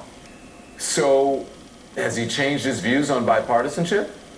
No, I think, look, the president knows better than anybody how the Senate works, how Congress works, and he knows that it's worth the investment to try to bring the two parties along to the greatest extent possible on important pieces of legislation. But he also is a realist, and he's, he'll do what he can to get that bipartisan cooperation. But at the end of the day, if it's not forthcoming, or if it's not sufficient, if it's not fundamentally serious, then he will take what action he can to get what needs to be done for the American people. He could not be clearer about that. So, by Buck Allen, but there was never any mention of that. Hey, to lead the George Floyd Justice and Policing Act, advocates hoping his death could serve to finally push through historic changes to policing across the country. We have 18,000 police departments in the United States, 18,000 ways of policing. That needs to be modernized, professionalized. There needs to be accountability, there needs to be transparency, and there needs to be accreditation. But federal reforms have stalled. The Floyd family on this grim anniversary, meeting with President Biden and lawmakers. We need to be working together to make sure that people do not live in fear in America. Meanwhile, in Minnesota, George Floyd's sister, Bridget, disappointed that 1 year later, the act still hasn't passed. Biden has broke a promise. For so many people of color in this country, there's no time to waste. What did you think when you first saw the George Floyd video? I couldn't breathe. It's symbolic to how we come up as black men and women in this society. That somebody's on our neck. Damon Durden grew up in the streets of Newark's toughest neighborhoods. When I seen the police, I would run. And I was a child. I didn't even do nothing. I looked at them as an occupying force. Newark, New Jersey, Brick City, where in 2016 the government used a powerful tool, a consent decree, to force change in Newark. And the results, at least for now, are staggering. Crime has been steadily down. And in all of 2020, not one Newark police officer fired a single shot. Not one. How is that possible in a large city in America? That's just one example of the results of all the work that's been going on in the city of Newark over the last at least 5 years, right? The Department of Justice issued their findings report. Anything you can think of as being wrong in policing in the U.S., they said was happening here in Newark, from bias in stops, searches, and arrests, excessive force. It is a handbook on how not to police. Yes, exactly. The consent decree compelled the city to make changes. They created and rewrote policies, hired more social workers, and greatly increased the diversity of its force. Now some within the city hope Newark could be a model of reform for the entire country. Come on over. I already know you know good suit. All right now. What does the old guard say about this? Are they buying it? It depends on who you talk to. But yeah, I think they're buying it because they see that it's necessary. Some of them, I think they see that the old practices can't continue. Well, I tell cops all the time, if you treat people, citizens that you police, like your family, we'll never have an issue. Reform in Newark only possible because the whole city has bought in, from the cops to the community. Quickly, y'all, we just want to discuss some of the things that we've been dealing with this week. The Newark Community Street Team trains and deploys outreach workers to mediate high-risk disputes, provide safe passage to and from school, and provide community services and support.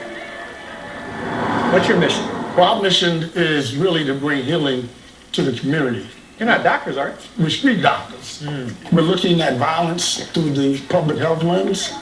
For the 6 years the street team has been in existence, violence has been nearly cut in half. You know, we're from the community. Many of us have been incarcerated ourselves. Now, instead of the menaces in society, we're considering ourselves the mentors of society. Law enforcement will never be the first point of contact for safety in our communities. Since the public execution of George Floyd, you know, people hear public safety and they think police. The word public is there first, so the public has to be involved. For all its success, a stark truth. Remember that unprecedented no shots fired streak? Broken on the first day of 2021, when Newark police shot and killed an unarmed man. It's currently under investigation, which is why some activists say policing can't just be reformed, it must be uprooted. These reforms are not working. And what's needed is something that's more systemic and that deals with the root causes of why we are in these situations in the first place. The BREATHE Act is a comprehensive approach. Over 90% of the BREATHE Act is investments. It invests in the things that we know keep communities safe. In the end, what plagues America did not start with police, nor can it end there. We carry an incredibly shameful history with us in the United States, but we also carry the legacy of fighting, and the torch is being passed to every single one of us to do our part. Up next, Sunny Hostin is back with a very special In the Kitchen with mothers who lost their sons at the hands of police. What does fixing this problem look like for you? It's a conversation you don't want to miss after the break. Was an awakening, a reawakening for a lot of people, and helped them understand that this is systemic, this is not just in one city, but this is happening all over the country. Now the next step is how do we make sure that we get results that actually make the problem go away? Margaret Huang is somebody who looks at human rights broadly and focuses very much on racial injustice. What do you think the country's learned since the death of George Floyd and the reaction to it? Judy, the system of policing that we have in this country actually started at the beginning of the founding of our country as a slave patrol system. Police officers were created to track down slaves and to bring them back to their owners in the Deep South. And it's why today we still see remnants of the origins of that system in the way that police are trained and the way that police are responding to situations on the ground. That's why it's so important that we reckon with the racial history of our country, that we understand how white supremacy undergirds all of our institutions and our structures of governance and law enforcement. If we don't reckon with that, then we're not going to be able to move forward. And Rosa Brooks, you teach law, that's your career, but you did take time out to study policing. You became a reserve police officer, as we said, and spent time on the beat. What did you learn about policing in that period? You said at one point you learned how hard it is to be a cop. What did that mean? We pile so many contradictory tasks on police right now, in part because we have essentially, in most parts of the United States, eviscerated other social services. So at the moment, we are expecting police to enforce civil traffic regulations, to be mediators, to be social workers, to be medics, to do all kinds of things that really do not and should not require an armed response. And a lot of those situations end up being really fraught. And for all the reasons that DeRay and Margaret have already highlighted, the more you have contacts and enforcement contacts between armed police and members of the public, the more possibility you have for things to go badly, fatally wrong. And given that, DeRay, what are some things that would make a difference in this country? I mean, your organization looks at it every day. What would make the most difference, and what do you see in states that are already moving to try to make changes? And you know, one of the biggest misconceptions is that people are like, the police are above the law. And you're like, they're actually not above the law, I would say, is that they actually just have their own set of laws. Like, that's a part of the problem. That it's just a completely different standard for the police. So we look across the country, there are 20 states that have what we call Police Officer Bill of Rights, that are state-level protections that essentially protect the police from accountability. So like in California, the law says that any investigation of an officer that lasts more than a year can never result in discipline, regardless of the outcome.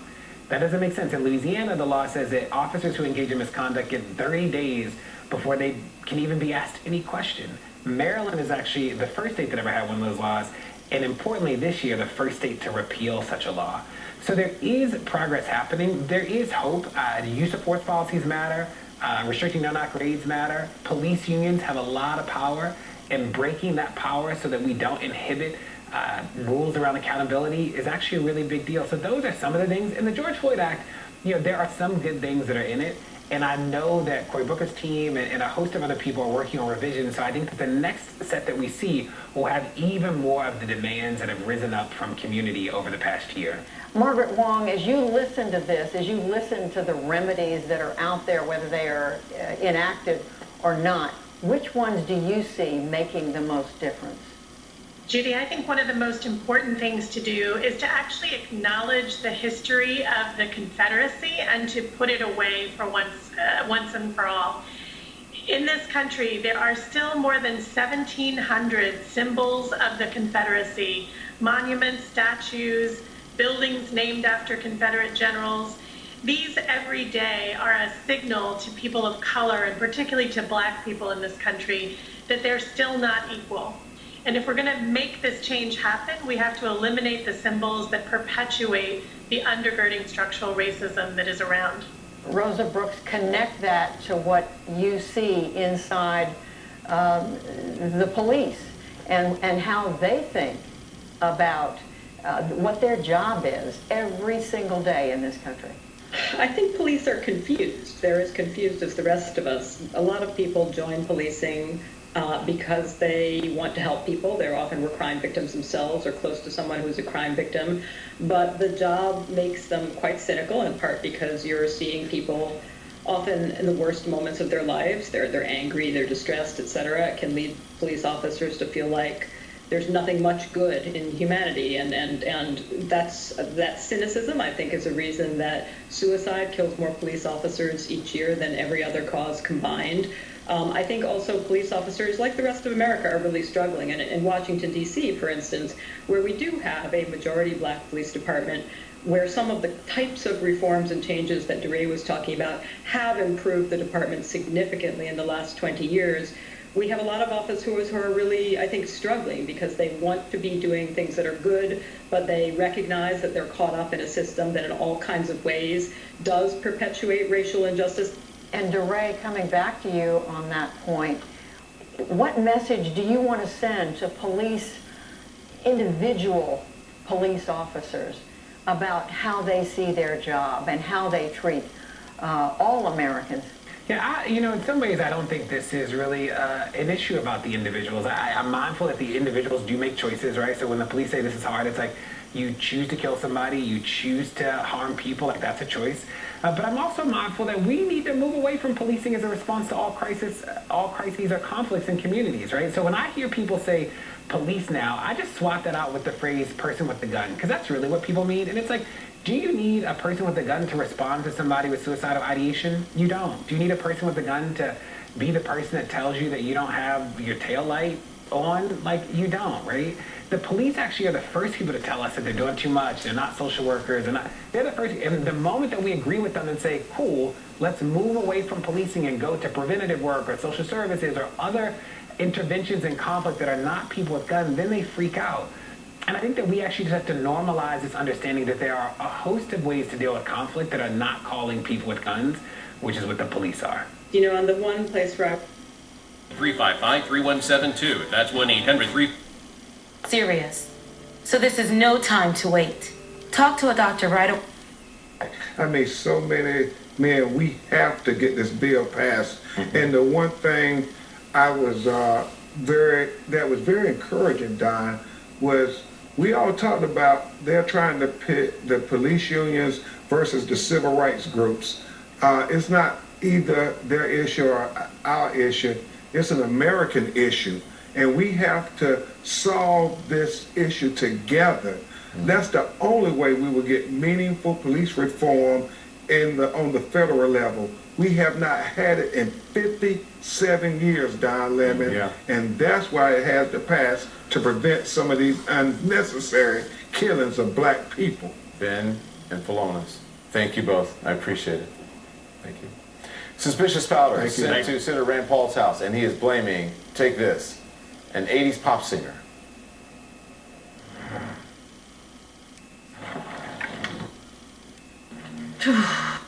Love me. Sometimes they try to make our children out to be villains. Yeah. And the media has a bad habit of picking up on that without vetting the information. I think that Antoine's life was cut so short that the world missed out on a great opportunity. Because I knew from the time my son was born that he was going to change the world. I want people to remember him, the gift that God gave him to be a baseball player. He went to John Adams High School in 1999. They won the championship. He was a pitcher, dynamite pitcher. On the night of his bachelor party, he received a call from the Dodgers camp. So I knew he was going to be somebody and go somewhere. And now I'm here to let them know he was going to be somebody. That's right. Yeah. He is somebody. He is somebody. Yep. I want to let people know that Michael came from a loving family. And today is his 25th birthday. So I understand that you have a poem to share with us. Yes, I do. Okay. I need a guided ear. The world will know Mike was here. So, now I am here. Standing in the gap, leaning on my faith. Lord, help me find the same space to lay these broken pieces, preparing for the day where I can feel the sun's warmth on my face, looking justice in the eyes and knowing that finally I am okay. Thank you. I just wonder if people know how bad this hurts. I think mothers know. It has to stop. It does. It needs to. And I think with you sharing your stories and your pain, we're on the road to maybe trying to make it stop. So I thank you for joining me today. Thank you for having us. Thank you for having us.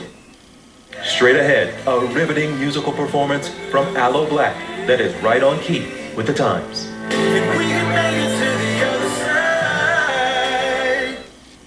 I'm Kelsey Passel. Tonight at 10 on KSFY and KDLT, city leaders in Sioux Falls meet to discuss what policies should be in place ahead of medical marijuana becoming legal in South Dakota on July 1st. More at 10. MSNBC.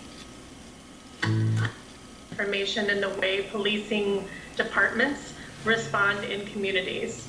And I think we have some interesting models that are now being adopted across the country, and we have a lot of interesting conversations happening about how police can show up differently in communities. What we need to see is buy-in from the police, but also from the elected officials who oversee them. And we need to see buy-in from communities. Communities have to have a stake in the direction we're going in, and communities need to be consulted on how we do this well. It's a time of many, many hard questions that we're all trying to address, and we want to thank the three of you for joining us for this special program. DeRay McKesson, Margaret Wong, Rosa Brooks. Thank you, each one of you.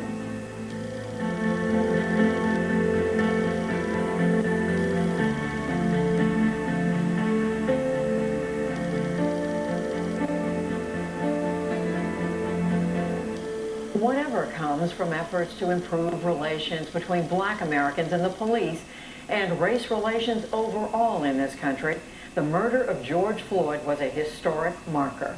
It galvanized and mobilized many here and around the world to say no more.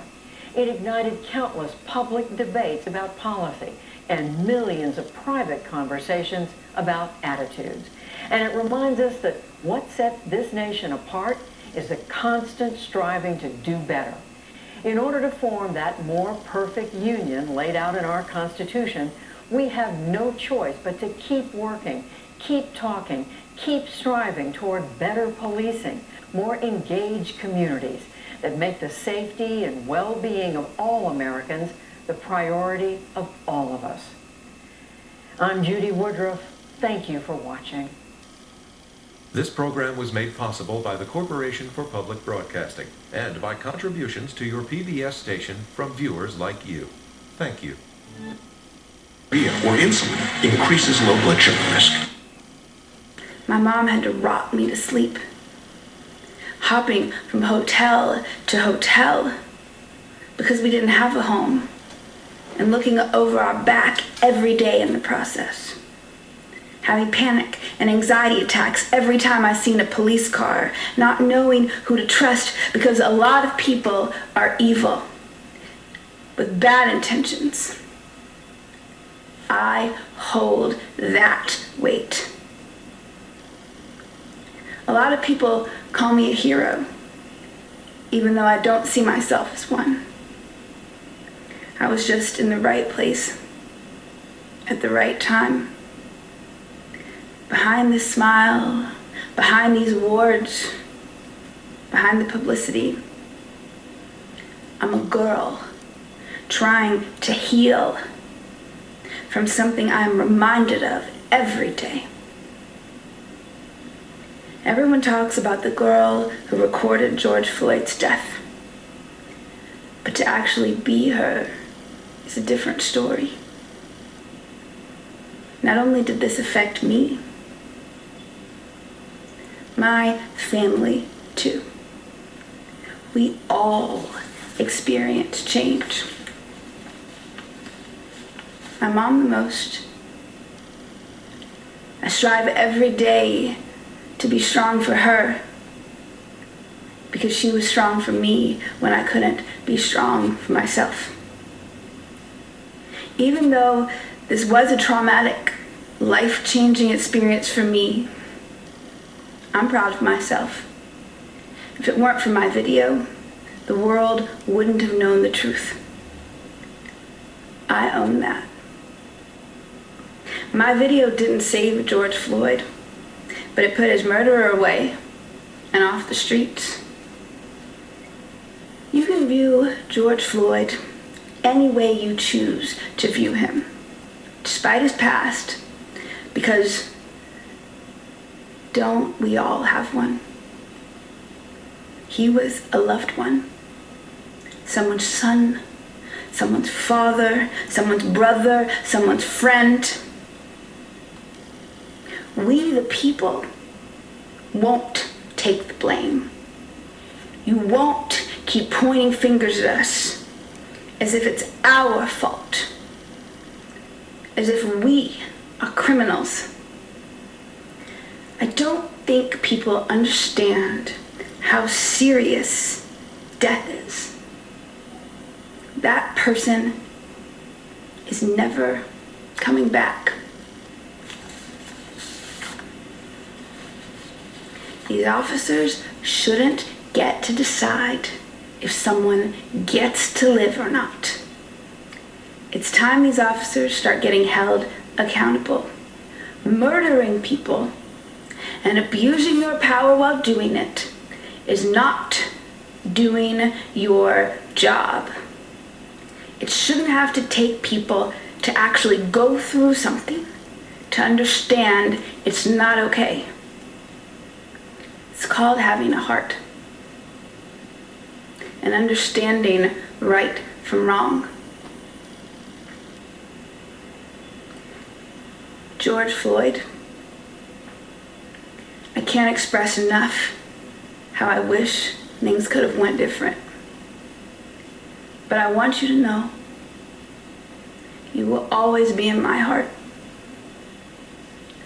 I'll always remember this day because of you. May your soul rest in peace. May you rest in the most beautiful roses.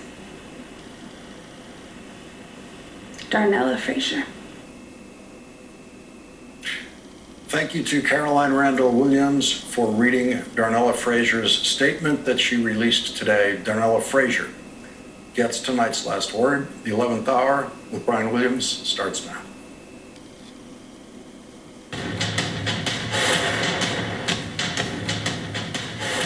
And good evening once again, day 126 of the Biden administration, and there is breaking news tonight about the twice impeached former president. The Washington Post first to report that the Manhattan District Attorney has convened a grand jury that is, quote, expected to decide whether to indict Trump, executives at his company, or the business itself, should prosecutors present the panel with criminal charges. The report continues to say the move indicates that Manhattan District Attorney Cyrus Vance's investigation of the former president and his business has reached an advanced stage after more than 2 years. It suggests, too, that Vance believes he has found evidence of a crime, if not by Trump, then by someone potentially close to him or by his company. Migration. Do you know what that is? It's people moving from one place to another. Yes, and get the former president's tax return. His grand jury, according to the Post. What does this tell you about his investigation into Trump and his company? Has he found evidence of a crime? I think the short answer is yes, Don, some evidence. This is obviously significant. This is important. If Donald Floyd, but in another way. His smile. His smile. The last time I seen him, he said, "Unc, I'll see you later." There would never be a later. If you could say anything to George Floyd right now, what would you say, Solon? I wish you had more time. I wish you had more time to love me, to love your daughter. Floyd was 46 years old when he died last May 25th. His uncle, living here in South Dakota, says his nephew impacted the world by how he left it. By how he died. Just totally by how he died. Here, Jones brings up a teenager who captured video of the knee on Floyd's neck. Darnella Frazier, she's the hero of this, because without her courage and her strength to stand there and to videotape, we wouldn't be here, Dan. We wouldn't be here. Derek Chauvin was convicted of murder in Floyd's death. His sentencing is scheduled for a month from today. All right, thanks a lot, Dan. George Floyd's death sparked protests and a re-examination of racism and policing in many cities, including Sioux Falls. One person we talked with today says if efforts to do something about racism were graded on a report card, Sioux Falls might get a D or a D- from those impacted. That's because many don't see any changes at all, and conversations created by the Floyd's murder need to be turned into action, like the start of the last year's rally. And being a lifelong resident, I'll never forget that moment. I stood there in the middle of the crowd with my 12-year-old daughter on my shoulders. And in that moment, I was the most proud as I had ever been because I saw our community showed up. 3,000 people said, we want better. And he says the majority of the crowd last year were young people. He believes the leaders of tomorrow need the support of the leaders of today if we are to someday overcome racism. Well, turning to weather tonight, a picture-perfect day for the Experience with this, For a lot of us, the total eclipse won't be viewable because the moon will be set. The information, the evidence, and where this case is going. Well, on one hand, I don't think we, the public, obviously know what the prosecutors know. So it's difficult to be able to judge evidence that we haven't seen. I do. We actually, as you probably know, the HHS has a tick-borne disease working group, which we are now coordinating work not only at the NIH. Event. For the past year, accelerated them dramatically. Left New York City. 3:57. Rather ironic. White House President Biden, Vice President Harris met privately with members of the Floyd family, who also met with select lawmakers on Capitol Hill. Afterward, the family described their conversation with the president about the delay in passing the Police Reform Act named after George Floyd. He did let us know that he supports passing the bill, but he wants to make sure that it's the right bill and not a rush bill. He also said that he set that deadline. He's not happy about it not being met.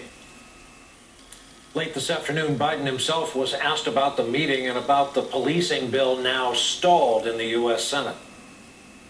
The Floyd family meeting went incredibly well. We spent a long time together, and I've spoken with the negotiators. I'm hopeful that sometime after Memorial Day we'll have an agreement. One more item tonight. The White House has finally officially set a date for the president's first meeting as president with Vladimir Putin of Russia. They will hold their first summit in 22 days on the 16th of June in Geneva, Switzerland. With that, let's bring in our leadoff guests on this Tuesday night. Three friends of this broadcast: Ashley Parker, Pulitzer Prize-winning White House bureau chief for the Washington Post; A.B. Stoddard, veteran Washington journalist, associate editor. You heard what Carrie and Ellie just said. Carrie said, you know, I'm a bit concerned about that this may move into the political realm more than the legal realm, that they're using a political process to try to get a former president or his family. What do you think of that? Yeah, I mean, I think there are concerns. You know that Donald Trump is going to try this in the court of public opinion, say, here they go again. And I do think there is a large degree of public fatigue. I mean, we've gone through the Mueller investigation, we've gone through impeachment 1, impeachment 2, we're going to have this, we're going to have the, other New York investigation, we're going to have the Georgia investigation. And so I can only hope that they will maintain the utmost degree of professionalism, because this will be incredibly hard not to get drug into. And I see some criticism for the left for apparently the Biden administration's reluctance to get involved. I think that's the best thing that Joe Biden can do.